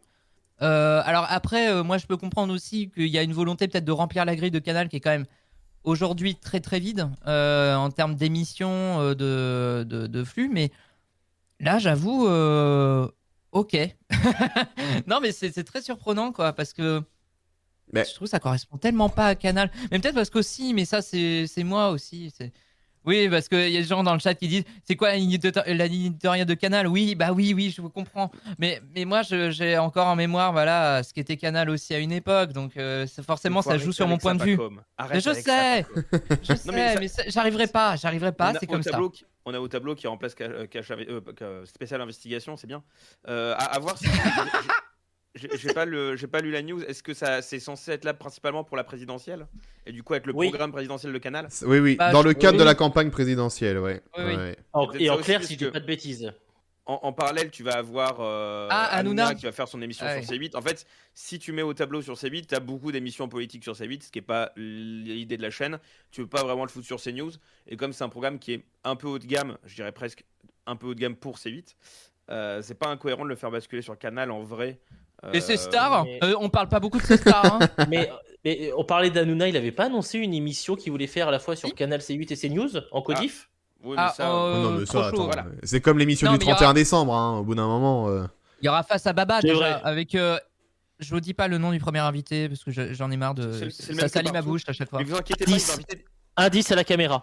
Ils vont inviter des footballeurs ensuite pour parler politique. Donc ça grésille un peu, les amis, attention à vos micros, faites gaffe. Baissez un peu. Je me rééloigne. La qualité du micro de Bastien ce soir, désolé.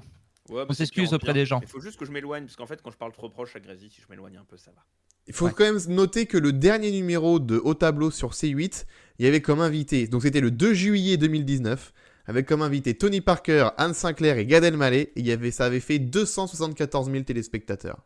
Oui, mais parce que c'est là l'incompréhension du programme, c'est que là où tout son avantage, c'est quand même d'avoir des personnalités politiques, enfin c'est quand même ça avant tout au tableau, d'avoir des enfants qui posent des questions auxquelles on s'attend pas forcément, qui parfois peuvent être plus matures que celles qu'on imagine.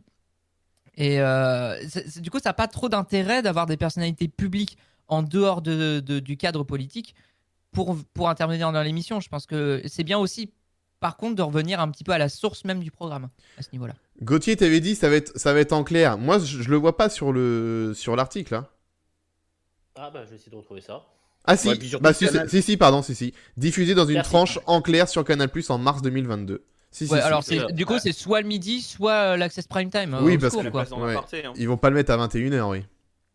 Non, mais ça va être à la place dans l'aparté, parce qu'à aparté, ils vont pas inviter d'émissions politiques. Mais alors attends, ça veut dire qu'à ce moment-là, Au Tableau va durer une demi-heure? C'est ridicule.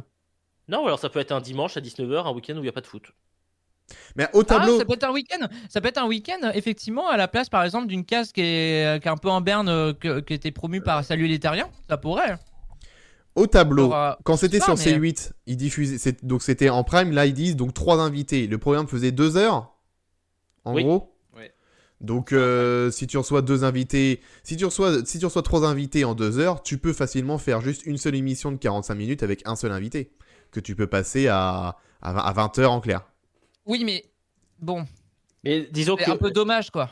Ouais, c'est un one shot que tu te poses et tu le regardes une fois. Tu vas pas te dire bon bah cette semaine je regarde en aparté tous les soirs Au Tableau tous les soirs à 20h. Non, mais ils vont peut-être pas le faire tous les soirs. Par exemple, comme tu disais, pas comme reprendre à la place de Salut les Terriens, tu le mets le samedi à 19h ou le samedi à 20h. Tu mets un numéro par samedi et puis basta. De 45 minutes avec un seul invité et puis c'était terminé. Aussi par semaine, ça peut. Oh.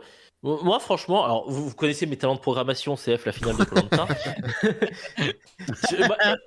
Allez, vas-y. Ah, il s'est réveillé, ça y est, il a quitté son Pokémon, il va me lâcher. Non, je veux pas Pokémon, je regardais le Ballon d'Or. Oh, c'est fini. Non, mais moi je serais à la place de Canal, je mettrais ça un dimanche de 19h à 21h, un soir où il n'y a pas de foot ni de rugby. Non, parce qu'ils ont Mais oui, ça va pas être souvent du tout, du coup, en fait. Mais à quel moment donc à un moment on a dit qu'il y en aurait. Et en 2017, il y avait que Macron.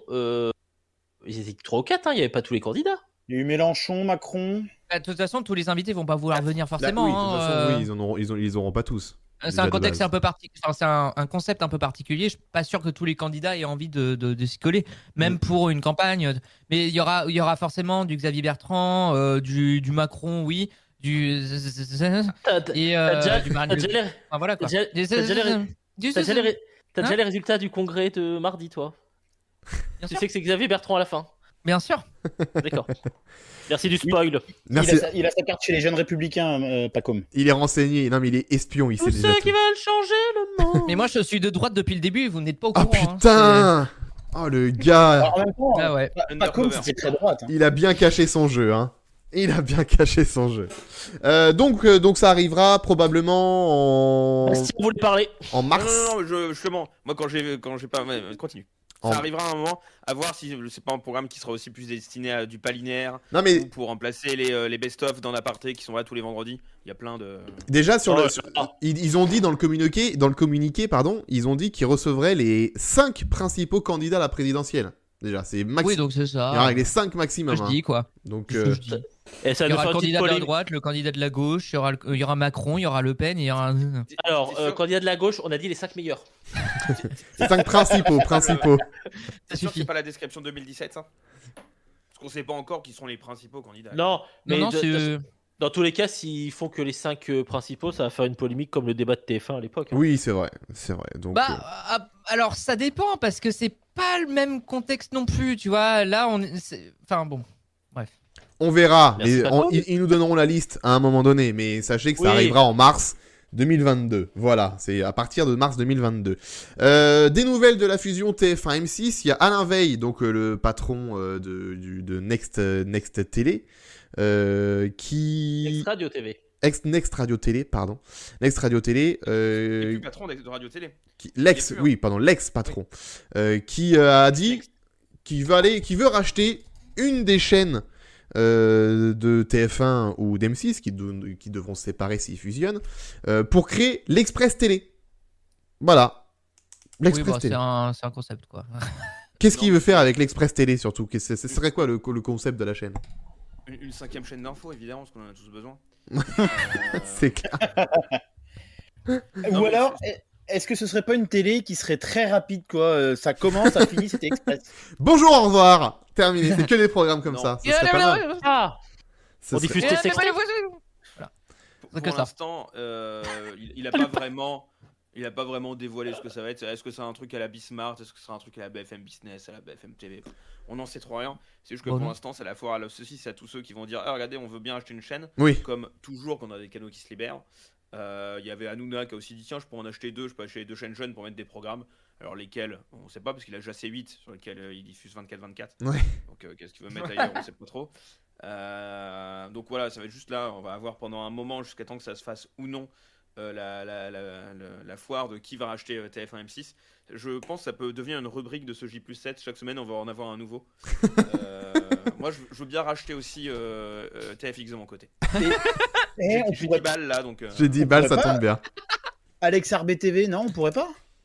Non. Avec les jeux du jeudi. Il y a quand même beaucoup de rediff. Le lundi. Ouais, c'est ça. Des programmes de flux, le reste. Ça ferait beaucoup de rediff, ouais. En fait, ce serait Canal+, quoi. Oui, on va très peu d'inédits pour beaucoup de rediff. C'est ça. C'est ça. Donc on verra aussi ce que ça va donner. On sait pas, le dossier il avance pas trop. Là en ce moment on n'a pas eu trop de nouvelles sur la fusion TF1-M6. Ça suit son cours. Normal. Non mais en fait tout le monde se lâche effectivement, mais pour l'instant toujours rien n'est fait encore une fois. Hein. Rien n'a bougé tant que ça en fait. Oui. Évidemment ça travaille en coulisses forcément. Parce que c'est un gros dossier, mais pour l'instant, ça suit son cours, oui, comme tu dis, on n'en sait pas plus, quoi. On va parler de Michel Drucker, maintenant. Oui, on a des nouvelles de Michel Drucker. Il a des nouveaux projets. Incroyable. Après, déjà, il va bien. Déjà, il va bien, c'est déjà une bonne nouvelle, ça, il va bien. Et, bon, alors, niveau nouveau concept, hein, ça reste du Vivement Dimanche. On va pas trop quand même, on va pas trop bosser sur un vrai nouveau concept. Hein, pourquoi se faire chier? On garde un Vivement Dimanche et c'est juste que il va proposer des émissions hommages. Donc on va se marrer hein, dans Vivement Dimanche, ça va être bien. Il veut faire des hommages à Jacques Martin, Georges Pernou, Annie Cordy ou encore Christophe. Voilà.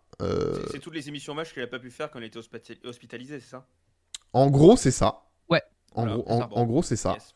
Vous allez déjà enregistrer sa soirée hommage à lui-même? Ah, j'attendais, oui, la blague. Mais oui, c'est ce que je dis depuis 6 mois maintenant. Faut que Drucker enregistre son hommage. On le dit tous en fait. Mais oui, moi j'ai déjà dit dans un micro. Ce serait la meilleure vanne qu'il pourrait faire. Hein. Oui. Enregistrer un truc et que France 2 le diffuse le jour de sa mort, tu sais, ça peut être un peu glauque quand même. Enfin, un peu glauque, ouais. C'est peut-être un peu too much pour le coup. Non, mais par contre, on rigole, mais en même temps, c'est parce que ça fait vraiment caricature de lui-même. C'est-à-dire que vraiment, Michel Drucker, c'est le mec à hommage. C'est-à-dire qu'il a tellement eu tout le monde d'invités après tant d'années de télévision, où il invitait à l'époque dans Star 80, Star 90, toujours un peu les mêmes personnes. Donc aujourd'hui, c'est un peu devenu une caricature de lui-même. C'est. Ouais.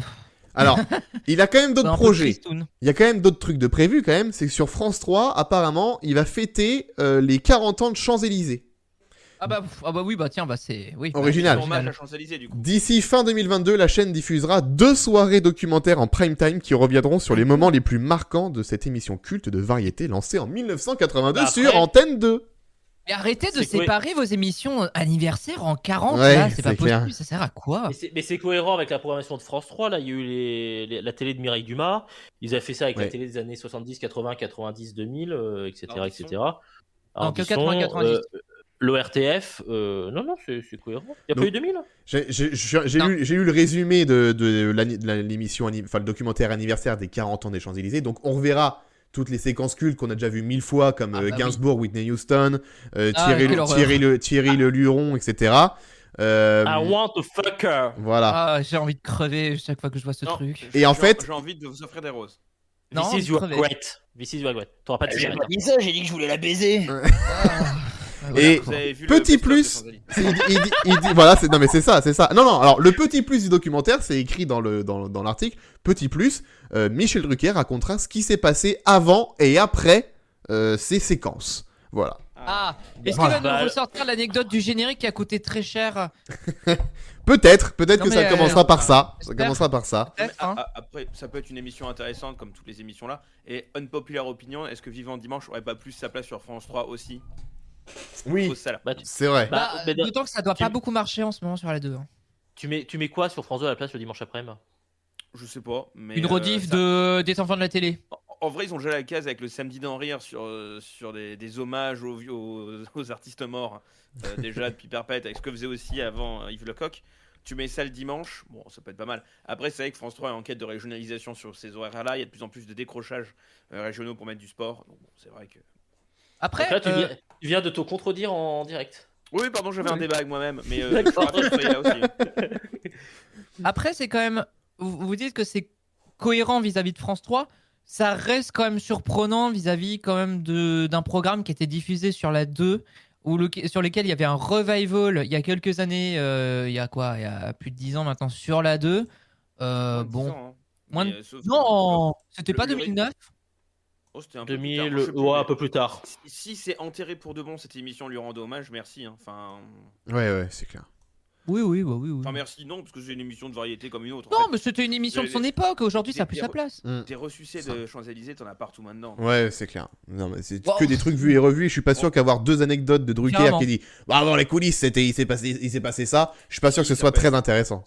Ça peut être sympa quand même, malgré tout. Non, oui, bien sûr, ça peut être un bon dire que ça va être nul. Non, j'ai pas dit que ça va être nul, mais je sais pas, très intéressant. Je sais pas si ça va être très intéressant. Ça va être moins intéressant que les programmes sur l'ORTF et sur les années 80. Oui, voilà. Mais pour quiconque était intéressé par les variétés, la manière de faire, la manière dont ça se faisait à l'époque, pourquoi pas? S'il y a des anecdotes sur les coulisses, sur la manière de faire, moi je suis preneur. Hein. Honnêtement, ça reste un documentaire sur la télévision et rien de plus intéressant à mes yeux que ça. Donc, Je vais maintenant vous parler d'une petite étude qui est sortie jeudi dernier sur le rapport de la confiance des Français au niveau des médias divisé par plusieurs catégories. Et ce qui en ressort de cette étude, c'est que 71% des Français ont confiance le plus aux médias locaux. Enfin, 80% les médias locaux, dont 71% pour les radios locales. J'ai un petit graphique à vous montrer. Voilà, donc vous voyez les médias locaux, donc presse régionale, chaîne de télé locale et radio locale, 80% du taux de confiance, 10% des Français se disent très, très confiants et 70% assez confiants. Pour les médias nationaux, ça baisse, on est à 73%, donc les radios nationales, les chaînes de télé nationales et la presse nationale. Les pure players, 24% au niveau total, alors que pour les 15-24, on passe à 38%. Et donc les réseaux sociaux, clairement 19% pour les réseaux sociaux. Les 15-24 ans, eux, 37% des 15-24 ont confiance, alors que les 25-34, on passe à 29%. Donc voilà, le local marche, les gens ont confiance au local, et pourtant, on a des radios locales qui vont fermer, des radios locales tirées des nationales, j'ai envie de dire, c'est les locales des nationales, genre Virgin Radio, qui on en avait parlé avec Robin la semaine dernière. Non, on n'avait pas parlé avec Robin la semaine dernière. Non, on en avait parlé dans un autre J+7. Ouais, dans un autre J+7, c'était avant. Qui fermait une trentaine de stations locales RFM et Virgin, alors que du coup, on voit bien que les gens écoutent les radios locales. Bon, alors, nous, on en a parlé entre nous des radios locales l'autre fois. Y en a, de nous-mêmes, moi, je bosse sur une radio locale. Mais sinon, en tant que pur auditeur, on n'est pas nombreux à vraiment écouter les radios locales en ce moment. En ce moment, moi, c'est vrai que j'écoute pas, en dehors de la radio où je bosse, j'écoute pas de radio locale. Bastien, est-ce que tu écoutes la radio locale chez toi ou sur la route pour aller au boulot? Non, mais après, moi, je suis parisien, donc la radio locale, oui. c'est la radio nationale. Tu peux avoir les petites radios locales parisiennes, genre Swig, etc. Ce qui reste une radio locale, mais dans le sein de Paris, tu vois, il y en a qui existent. J'ai un ami qui bosse à Swig, je l'embrasse, mais il fait du bon boulot. J'ai déjà écouté WFM, mais j'écoutais WFM parce que c'était une radio rock, pas parce que c'était une radio locale de Paris. Ouais. Oui, c'est vrai. Sur les musicales, moi, j'ai pas d'intérêt. Mais non, enfin, il y a aussi ce souci de quand t'es parisien, et c'est fréquent. En Ile-de-France, les gens écoutent moins de stations locales. Ce serait intéressant d'avoir l'étude par région, en vrai. Oui. Ah oui. Mais je sais que typiquement, le France 3 Ile-de-France est une des stations de France 3 les moins regardées parce que les gens s'en foutent. Il y a très peu de programmes concernants en Ile-de-France. Alors, il n'y a pas Rigaud, techniquement. Il y a des trucs culturels, mais les trucs culturels, en fait, c'est traité par tous les médias nationaux, ce qui se passe en culture à Paris. Donc, pour moi... Boulevard de la Seine. Ouais, donc j'ai pas trop d'avis. Oui, il y a ça, mais... tu vois, toute l'actualité du théâtre parisien, tu l'as constamment en aparté, chez Drucker, dans les journaux à 20h30. Quand t'es parisien, oui. Mais alors du coup, pour les provinciaux, là, Géronimo, Arnaud, vous, est-ce que vous écoutez des médias locaux? Est-ce que vous achetez un journal local? Ou est-ce que vous restez, vous, pur national, que ce soit en radio, télé ou presse? Non. Non, pas de local. Géronimo, pas de local non plus pour toi? Moi, je lis le quotidien régional de l'Auvergne, qui est ma région d'enfance. La montagne, la PQR, comme on dit dans le jargon, presse quotidienne régionale. Et après, en radio locale, c'est pas terrible dans la nièce. Il y a 9 FM, Vibration. Enfin, je sais pas, Vibration, c'est plus une radio régionale pour le coup. Ouais, t'as 9 FM, t'as FDL. C'est quoi FDL? Front de Loire. Tu vois, je découvre ce nom. Mais voilà. Après, c'est ce qu'on disait en antenne l'autre jour, c'est que les radios locales, il n'y a pas de contenu, quoi. Tu sens que c'est des pastilles achetées par-ci par-là pour remplir la grille. C'est extrêmement mauvais. Même les étudiants du Studex sont meilleurs, c'est dire. Oh allez. Il recommence avec ça. T'as la radio étudiante de Bac FM aussi. Oui, anciennement Radio Borlée. Oui. Et non, le seul intérêt des radios locales, c'est que pendant les pubs sur les nationales à 15 et à 45, elles sont en musique. Et pour la presse régionale non plus, parce que on a une presse régionale qui est très médiocre. Voilà. Oui, la Pravda du centre, le journal du centre, pardon, oui, est très très mauvais au niveau couverture, etc. Donc. Qu'est-ce qu'ils ont dit sur Denis Turriot? Non. non. Ils sont mauvais. Ils sont mauvais, en vrai, bon par point contre, barre. en PQR, je lis le Parisien. Mais est-ce que c'est une PQR? Grande question, vous avez 2 heures. Oui, Mmh. si. Bah, si, oui, non. aujourd'hui en France, non. Voilà. Voilà. Jonathan, Je l'ai pas dit ce que je lisais le plus dans le Parisien. Est-ce que je lis les pages d'aujourd'hui en France ou les pages du Parisien? oui, c'est Bah, ça. les pages du Parisien. Oui, non, mais je lis les pages de Paris du Parisien. Mais c'est vraiment le seul truc local que je lis. globalement. Ouais. Jonathan dit sur le chat, donc si je comprends, les gens veulent du local, mais tout ce qui est local est nul. Pas forcément, Bah, disons pas non, forcément, pas forcément. C'est nul, Alors c'est nul, déjà, c'est on nul, leur a dit c'est à nul eux, à ils Nevers. À comptent Nevers, pas, apparemment, leur a c'est dit. nul. Mais en Bah non, mais faut Normandie, qu'ils il y a donnent les très moyens. il y a de très bons journaux normands, voilà, très bonne Globalement, presse en Normandie. Pas tous. La PQR est de bonne qualité, mais après, elle est aussi extrêmement concentrée. Il y a, après, soit tu as des hyper régionaux comme peuvent être Ouest France ou Sud-Ouest, soit tu as des groupes comme Centre France qui ont à la fois le journal La République du Centre dans le Loiret, le journal du Centre un peu plus bas, Montagne, La Montagne c'est eux aussi, du coup qui sont un conglomérat de plein de petites presses locales mais qui sont plus ou moins, ils pourraient techniquement s'appeler pareil comme Ouest France qui est plein de petites rédactions. Oui, pas comme. Bah, en fait, non, mais pour répondre à Jonathan, en fait, les gens veulent du local, les gens veulent des informations de proximité, en fait. Ils veulent qu'on se rende proche d'eux. C'est plus ça la réponse à donner. Parce que, et c'est peut-être un problème aussi de certains médias. Je pense par exemple à France 3. Alors, on parle beaucoup du fait, dans les dernières émissions, on a beaucoup parlé du fait qu'ils essayaient de se régionaliser à donf. Mais par exemple, dans les journaux, je trouve qu'il y a quand même un gros problème aujourd'hui, c'est que c'est très très national. Les actus, bon là je parlais du cas que je connais, mais pour France 3 Pays de la Loire, c'est beaucoup de national. Et aujourd'hui, c'est un vrai problème, c'est-à-dire que ça manque clairement d'une actualité centrée sur Nantes, sur les villes à côté, sur de l'actualité par exemple culturelle. Non, on préfère se recentrer sur l'actualité qui parle à tout le monde, donc l'actualité nationale, l'actualité politique aussi. Qui sent que ça intéresse particulièrement le téléspectateur, mais parce qu'il faut mettre de la politique absolument tout le temps. Donc c'est un vrai souci à ce niveau-là quand même. Mais pour compléter ce que tu dis, je pense aussi que c'est le découpage territorial qui est fait comme ça. Si on prend les grandes régions, puisque France 3 fait des éditions grandes régions le week-end, quand tu es à Biarritz, je pense que tu t'en fous de ce qui se passe à Limoges, alors que c'est la même région, Nouvelle-Aquitaine, et même sur une région style Aquitaine, quand tu es à Biarritz, tu t'en fous de ce qu'il y a à Bordeaux. Oui, c'est vrai. Ce que les gens veulent savoir, c'est le chat qui s'est fait écraser au coin de ta rue, pas ce qui s'est passé dans la préfecture, par exemple. C'est vrai. Ça. C'est vrai. On passe tout de suite on va parler de France Info, parce qu'on a appris la semaine dernière qu'ils allaient faire grève, et la grève c'est demain, du coup, le 30 novembre. Ils ont déposé un préavis de grève pour le 30 novembre, jour du débat entre les candidats à l'investiture, les Républicains, qui sera diffusé sur France 2 et France Inter, et c'est la rédaction de France Info qui décide de... Rédaction web. Le franceinfo.fr. franceinfo.fr, oui, France-TV-info.fr qui décide de faire grève. Pourquoi ils font grève? Ils disent un cri d'alarme adressé à la direction à propos de postes menacés, c'est ça? Non, ils sont trop peu pour faire trop de choses. Trop peu pour faire trop de choses. Ouais, notamment en rédaction culture ou rédaction Afrique, si je me plante pas.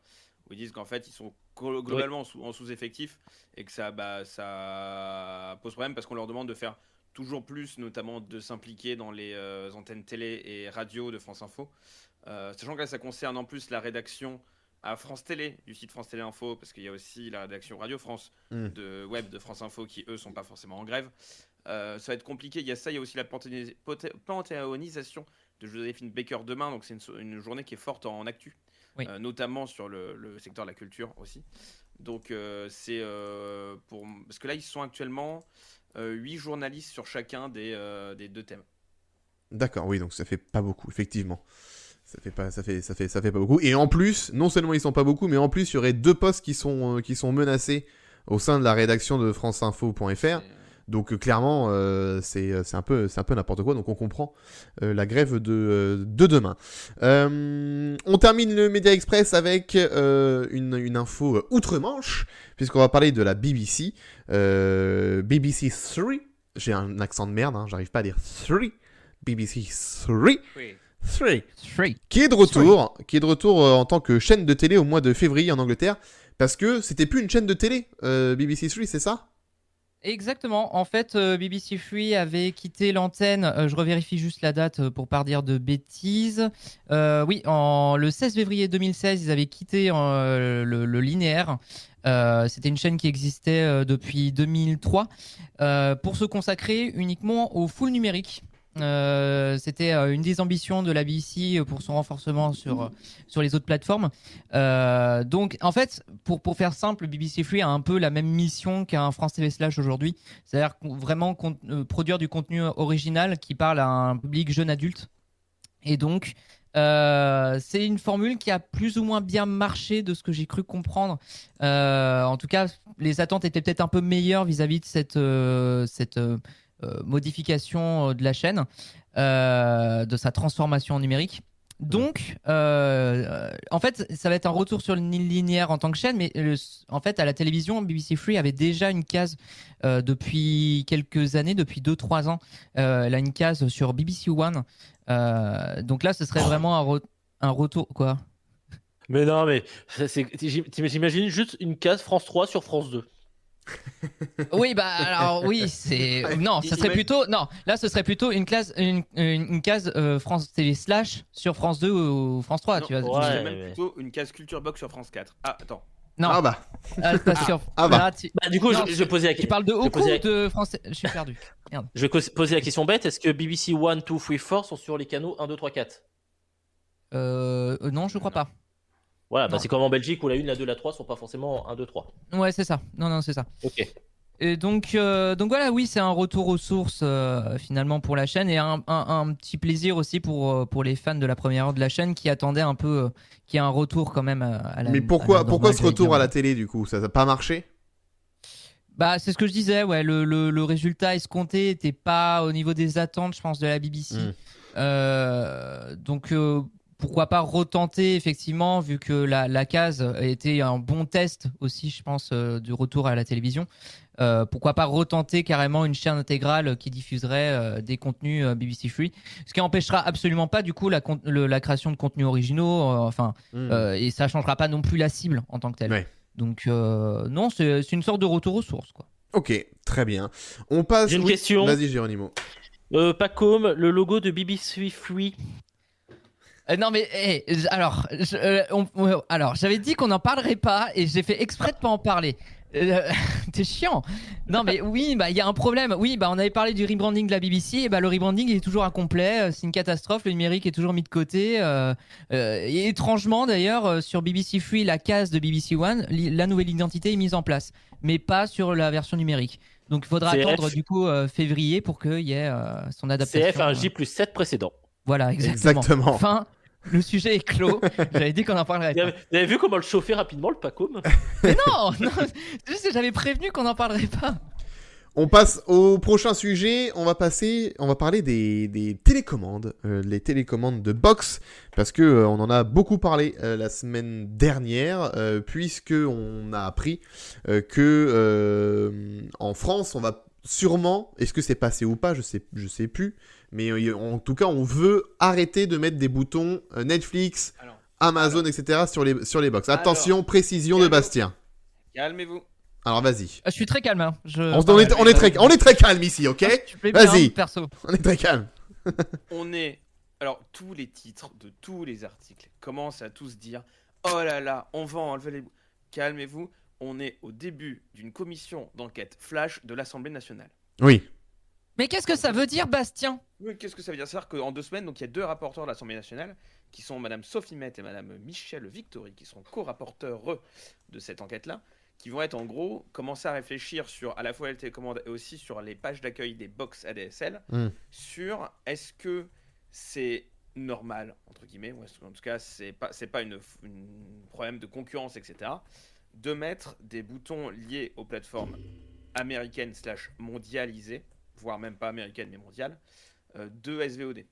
La question c'est pourquoi on n'a pas un bouton Molotov, pourquoi on n'a pas un bouton Salto, pourquoi on n'a pas un bouton MyCanal. Très drôle, parce que tout le monde disait oh là là, on n'a pas de bouton Salto. Je rappelle juste que MyCanal est aussi français, hein. Malgré tout, il n'y a pas que Salto qui existe. Hein. Canal commence à avoir ses propres boutons sur les téléviseurs iSense. De mémoire, Molotov a aussi signé un partenariat, je veux pas me planter, une marque de téléviseur, mais il commence à signer des partenariats aussi. D'accord. Mais c'est vrai que depuis quelques temps, on en parlait quand on avait le débat sur la Ligue 1 qui arrivait sur Prime Video, toutes les télécommandes disposent quasiment d'un bouton Netflix, d'un bouton Prime, d'un bouton YouTube et ou d'un bouton Rakuten TV. Parce que ça, voilà, tout le monde a tendance Quid de Rakuten TV. On est tous là et potentiellement, alors est-ce que les gens le font exprès ou non de prendre le problème à l'envers ou de se moquer de cette enquête-là? Oui. Ou, que va dire cette enquête? On n'en sait pas au final, parce qu'en fait la question est légitime. Est-ce que c'est les téléviseurs qui mettent les boutons des plateformes globalisées pour mieux vendre les téléviseurs, parce que c'est quand même pratique d'avoir un bouton Netflix? Sachant que en parallèle, les télécommandes commencent à se passer des chiffres numériques qui permettent d'accéder à TF1, France 2, France 3, ou comme mon Android TV ne démarre pas sur la télé par défaut, mais démarre sur une page d'accueil avec tout un tas d'applications, et donc en fait, c'est chiant de regarder la télé sur sa télé. Mais pareil pour les box. Les box, c'est le même problème, donc qui affichent les Android TV, les box Android qui vont afficher la dernière série sur Netflix ou sur Prime avant d'afficher ce que tu vas regarder sur TF1. Ou est-ce que c'est pas à l'inverse, en mode, est-ce que c'est pas un peu le serpent qui se mord à la queue, cette question-là? Il y a Marco sur le chat qui dit, ça, donc on salue Marco, qui nous dit bouton Disney+. Chez moi, c'est la première fois sur le chat pour Marco, donc voilà, on le signale. Lui, il a le bouton Disney+ chez lui. Moi, j'ai que, je suis chez Free. Ma box c'est Free et c'est la Pop, la Freebox Pop là. J'ai sur la télécommande juste Netflix et Prime, je crois, si je dis pas de conneries. Qui sont des offres inclus dans l'offre Freebox Pop pour le coup. Enfin, c'est entre guillemets cohérent. Quand on t'achète une offre avec Netflix et Prime inclus, d'avoir une télécommande avec Netflix et Prime dessus. Oui, c'est vrai. Oui, pas comme. Alors vas-y Arnaud, vas-y. Non, vas-y. Faut lever la main, j'ai pas fait gaffe. Non mais vas-y. Mais non, mais parce que Bastien, tu disais que les gens prenaient le problème à l'envers. C'est surtout les articles qui disent bien les télécommandes vont avoir leur bouton Netflix et c'est du putaclic. C'est pas tellement du putaclic parce que c'est pas mentir que de dire ça, c'est juste que ils mettent en avant tout de suite la panique. C'est de l'extrapolation, alors qu'en fait rien n'est fait effectivement. Le principe du putaclic. Non, c'est pas putaclic parce que putaclic ça voudrait dire qu'ils disent un truc complètement faux à l'intérieur du titre. Oui. Le titre est faux. Plus ou moins. Ils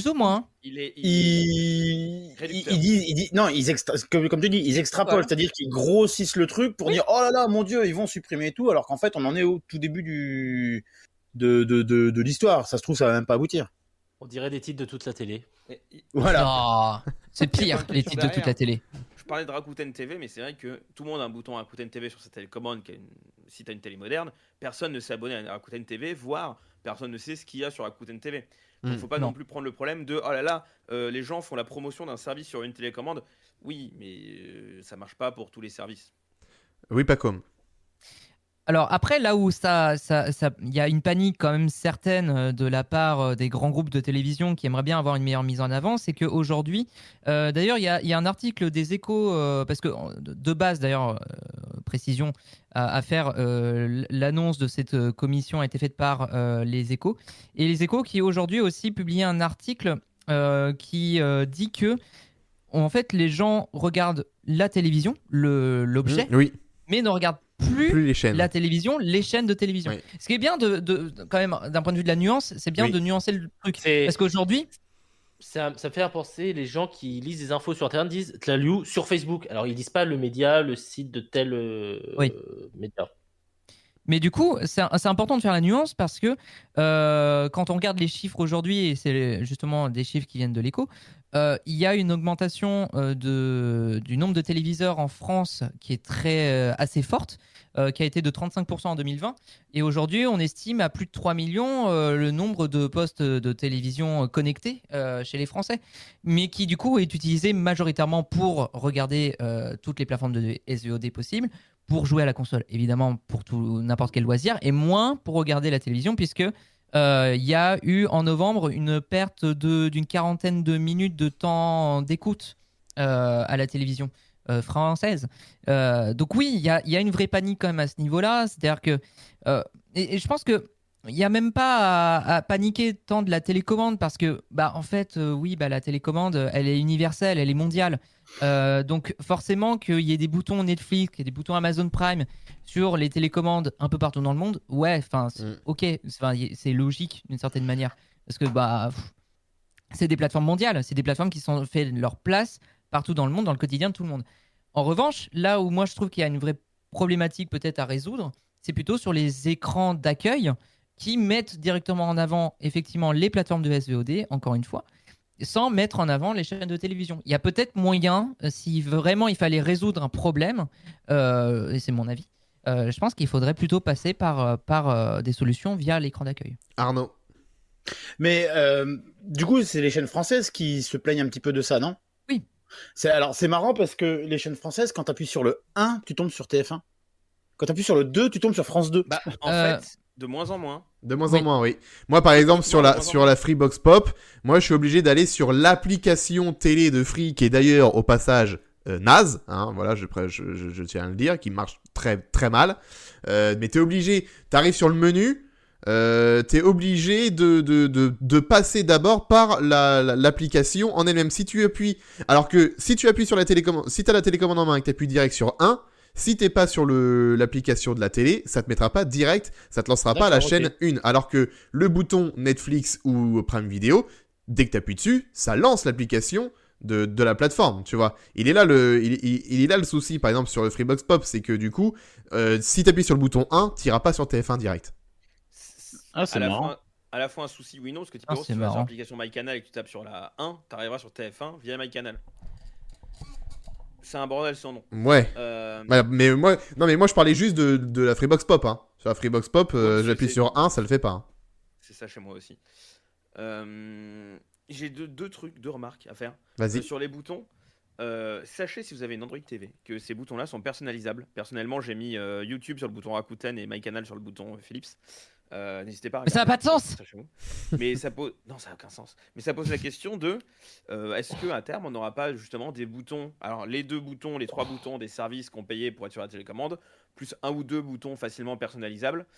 Ça, je pense que ça pourrait être fait uniquement dans le cadre où il y a une instance assez forte comme la Commission européenne, par exemple, si jamais elle doit se pencher sur le sujet, comme elle l'avait fait à un moment avec le choix des navigateurs et le choix des moteurs de recherche sur certains téléphones qui étaient en position dominante. Donc pourquoi pas ? C'est pas bête, ça ferait un peu application de portable en fait, limite. Pourquoi pas ? Ouais. Ça tombe bien parce que c'est Android. Alors, Jonathan sur le chat me dit le bouton Free doit te mettre direct la télé. Alors oui, le bouton Free te met direct la télé, mais du coup, le problème reste le même. Quand tu appuies sur le bouton 1 qu'il y a en dessous sur ta télécommande, si tu es sur Netflix, par exemple, si tu es en train de mater sur Netflix, tu dis ah tiens, il y avait ça sur TF1, j'appuie sur le 1, ça va pas te mettre TF1. Il va falloir d'abord que tu appuies donc sur le bouton Free et après tu seras peut-être pas direct sur TF1, donc ensuite tu le mets sur TF1. C'est quand même moins direct que l'application que Netflix ou Amazon où tu cliques dessus et tu es direct dessus. Oui, Bastien. Et j'avais un truc sur l'écran d'accueil, t'en parlais pas comme. Ce qu'il faut bien voir, c'est que pourquoi on a tous ces SVOD qui fournissent des magnifiques images d'écran d'accueil. En fait, qui fournissent le contenu, ils fournissent la data pour faire ça. Actuellement, tu as ça sur MyCanal, mais qui va d'ailleurs plutôt fournir ses propres contenus à mettre en avant sur la plateforme. Tu as Rapidos Salto, mais qui l'a. Tu as Rapidos Molotov, mais pareil, ils vont commencer à mettre en avant leur propre contenu. Le fait est qu'en fait, tu n'as pas de système actuellement sur les télés qui te permettent d'avoir une mise en place, un affichage qui est aussi sexy que celui que vont t'apporter les plateformes. Donc oui, il y a une ère où on demande de l'image, on demande de l'attention, etc. Il y a un souci dans ce que fournissent actuellement les chaînes via leur flux linéaire. Est-ce que la question qu'il ne faudrait pas poser, c'est est-ce que la HBB TV pourrait pas répondre à ça ? Non, c'est comment on fait pour que les chaînes de télé, et ça c'est le sujet partout dans le monde, entre guillemets, c'est pas un sujet uniquement français, réussissent à mettre en avant ce contenu-là. J'ai vu qu'il y avait dans la loi ESMAD, qui est une loi qui est passée il y a quelques temps sur le service média audiovisuel, qu'il y aurait l'obligation à partir du 1er janvier de mettre en avant avec une visibilité appropriée les services d'intérêt généraux, ce qui est extrêmement vague, et c'est aussi là où cette commission d'enquête va essayer de résoudre un peu ce sujet-là. C'est qu'est-ce que ça veut dire déjà ? Qu'est-ce que c'est dire mise en avant ? Qu'est-ce que c'est dire visibilité appropriée ? Quels sont les services d'intérêt généraux ? La question se pose, et je pense qu'on en rediscutera en janvier, quand il y aura la fin de mission et le rapport de l'enquête flash là-dessus. Ouais. Mais en tout cas, ça a le mérite de poser des questions qui sont légitimes, qu'il faudrait pas trop vite tourner à la blague, même si je l'ai fait aussi sur Twitter, j'ai fait la blague du bouton 1 et 2. J'admets. Oui, mais tout le monde a fait des blagues et tout le monde a été en plus sur le discours de ah mais la télé elle a qu'à se renouveler, ah bah la télé elle est nulle aussi. C'est bon. Pourquoi tu parles comme Claude Alexis? Ceci dit, pas faux. Si la télévision a arrêté de se foutre de la gueule des gens en programmant leur prime à 21h35 ou 21h10, arrêter de diffuser les épisodes de séries dans le désordre ou de tout déstocker à 4 fois machin, potentiellement que les gens se réconcilieraient avec la télé aussi. Le problème de la télé, c'est pas tant sa mise en avant que la télé elle-même parfois. Oui, c'est vrai. Attention, ça dénonce. Ça dénonce grave ici dans J+7, ok. Très bien. Bon. Bastien. Oui. Sur ta télécommande, tu peux personnaliser les plateformes. Est-ce que tu peux personnaliser les numéros? Est-ce que tu peux mettre la touche 4 sur le 1, la touche 8 sur le 2? Non, tu peux pas personnaliser les numéros. Pas jusque-là quand même. Pas jusque-là. Non, tu peux personnaliser certains boutons, les Google Assistant, les boutons un peu personnalisables, mais tu peux pas personnaliser. Et il me répond premier degré, c'est génial. Est-ce que tu peux personnaliser le télétexte? Écoutez, on va faire la démo tout de suite. Est-ce que vous avez une heure devant vous? Non. Non, 1 heure non, ça risque d'être un peu long. Est-ce que si tu fais 888, t'as le sous-titrage? Non mais c'est vrai que ce que tes fans de Lille disaient tout à l'heure sur le chat, c'est que une télécommande avec une partie écran tactile personnalisable, voilà, ce serait vraiment le top. Si tout le monde pouvait faire ça, ce serait pas mal. Ce serait très cher. Ce serait très cher la télécommande surtout, putain, la télécommande c'est fait pour être vrai. moins cher possible. Mais qui disait dans le chat 4 couleurs, hein. Je sais plus qui disait ça dans le chat. Aldestream, vert, jaune, bleu. Oui. Voilà, tu mets 4 couleurs et chacun configure ses 4 couleurs. Oui, Aldestream a raison, oui, c'est clair. Ils ont 4 couleurs, mais ils servent pas à ça. Mais ça sert pas à ça. Et on appellerait ça quadricolore. Comment tu fais si t'es daltonien? Mais tu retires pas les couleurs, tu retires si c'est la touche de gauche. Bah oui, voilà. Ça faut pas être con. Voilà, après c'est ça, c'est exactement ça. Comment tu fais si tu es daltonien et con? Voilà, comment tu fais au quotidien, Arnaud? Je suis pas daltonien. T'es con. On salue Marco qui merci beaucoup Marco pour le follow. Plus que 14 followers si on arrive à 400. Est-ce qu'on arrivera aux 400 avant fin décembre, avant de passer en 2022? Avant la fin de cette émission. Avant la fin de cette émission. Allez, 1 minute pour 14 followers. Non, est-ce qu'on y arrivera avant la fin de l'année? On verra. Plus que 14 en tout cas. Plus que 14. Oui. Serions-nous dans les temps? On est quasi dans les temps. Puisque on clôture le sujet des boutons des télécommandes et on passe. Je vois déjà la tête de Paco qui est ravi de le faire. On fera le sondage à chaque semaine comme ça. Peut-être qu'il y aura une chance que Paco un jour arrête ce rendez-vous qui est désormais culte, hein, en 2 semaines, qui est devenu culte. Ça s'appelle l'EPJ, les essentiels programmes. L'EPG, oui, EPJ, n'importe quoi. Les essentiels pas comme grille, donc la grille des programmes vus. Oui, bah, c'est ce que j'ai dit. Essentiel. Oui, bon, bref. C'est la grille des programmes vue par Pacôme. Attention, ambiance, on y va. Pacôme, qu'est-ce qui arrive dans ces prochains jours à la télévision? Allez, ça lui fait tellement plaisir de faire ça. Mais bien sûr, je vais le mettre un peu plus fort, bien sûr, parce que les gens doivent profiter de ce moment. Allez, c'est parti. Bonsoir. Bonsoir. Bonsoir. Le 9 décembre à 21h05 sur C8, Guillaume Janton, producteur émérite au 107 d'or et aux 100 productions par mois sur la 8e chaîne, vous proposera un documentaire inédit sur l'un des animateurs préférés des Français, Jean-Pierre Pernaut. L'occasion de revenir sur son parcours 1 an après son départ du JT de 13h de TF1, mais aussi de s'immiscer un peu plus dans la vie privée de l'animateur. Le documentaire poussera même les limites de l'intime en filmant l'intérieur des poumons de l'animateur pour y détecter son cancer. Des images d'une intensité rare à la télévision. C'est quand ça? Le tout commenté... Attendez, je n'ai pas fini. Pardon. Le tout commenté par des personnalités proches de lui depuis de nombreuses années, telles que Cyril Hanouna, Pascal Praud ou encore PPDA. Bref, un programme immanquable qui, j'en suis sûr, ne manquera pas de vous toucher au plus profond de vous-même. Bien sûr. Jean-Pierre Pernaut, 50 ans dans le cœur des Français. C'est jeudi 9 décembre à 21h05 sur C8. Merci. J'ai répondu à ta question. Merci beaucoup. Voilà. C'est absolument ce que je cherchais. Qu'est-ce qu'il y a d'autre? Qu'est-ce qu'on va voir d'autre bientôt à la télévision, Pacôme? Même canal, mais autre rendez-vous, C8 vous proposera samedi 11 décembre à 22h30 un nouveau documentaire, ce coup-ci animalier, un thème cher à la chaîne qui diffuse déjà sur son antenne les animaux de la 8 et touche pas à mon poste. Cette fois-ci, c'est l'auteur des cycles des fourmis et des chats, Bernard Werber, qui sera le protagoniste de cette production portant sur l'animal préféré des Français, Jean-Pierre le chat, pardon, j'ai mal lu. Oh. Le chat. Heureux comme sur la télé, son titre se veut être un voyage à travers les âges et les pays pour tout connaître de ce mignon petit félin qui nous fait tant de bien au moral, le tout porté par la voix envoûtante de l'écrivain à succès. Détendez-vous.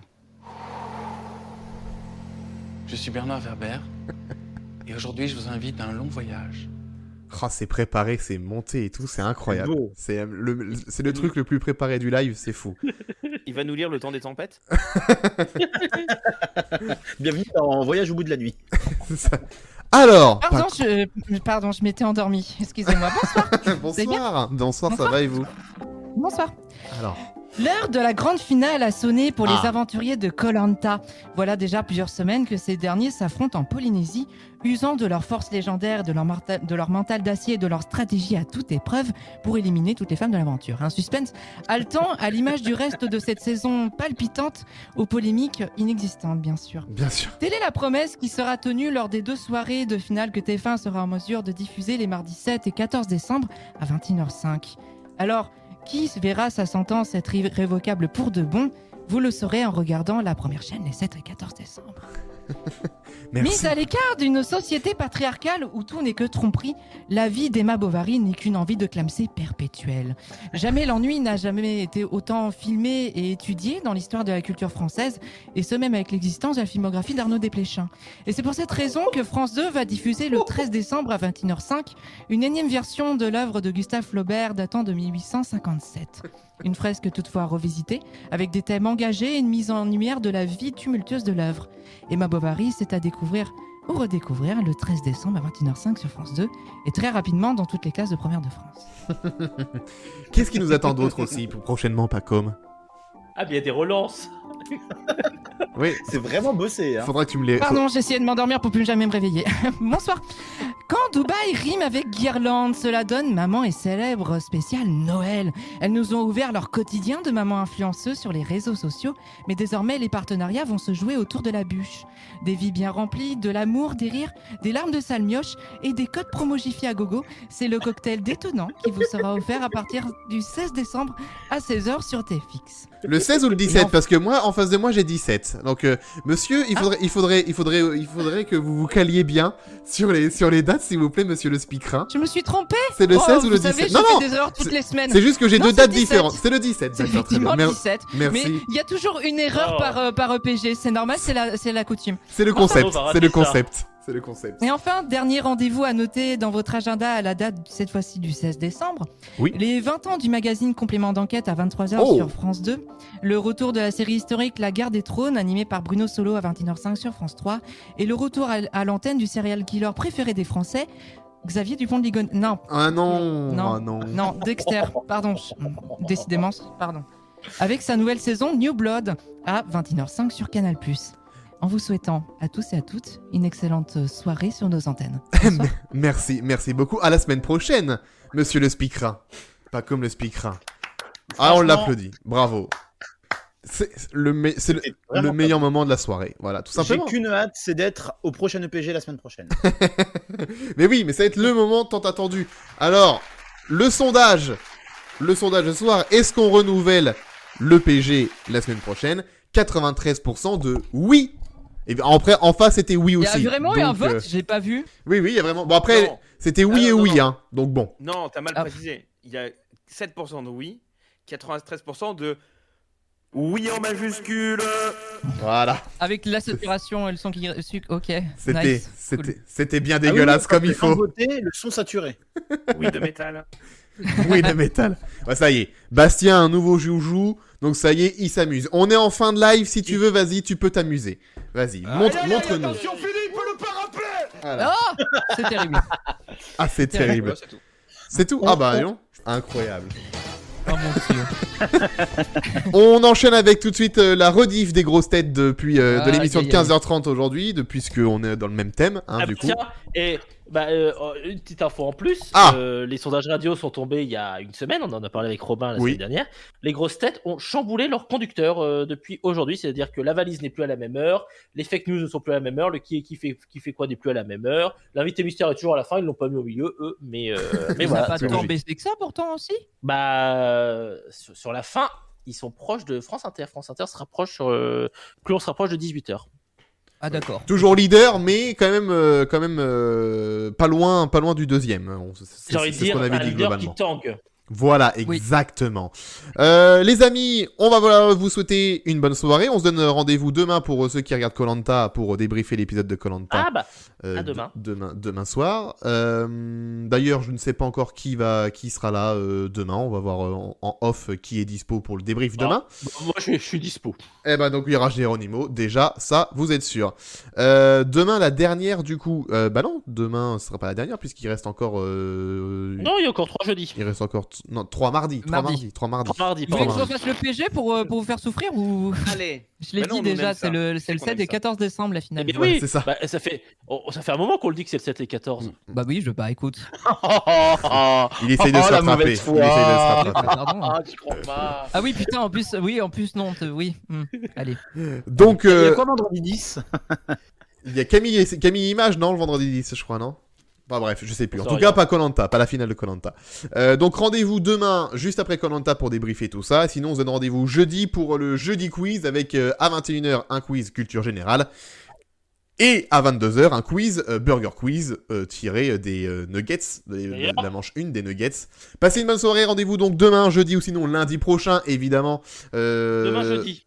Non, demain, jeudi ou lundi. Merci, merci Geronimo. Sinon, donc lundi pour J+7. Merci Bastien, merci donc Geronimo, Pacôme et Arnaud. Et Jérémy, très belle émission Jérémy, hein.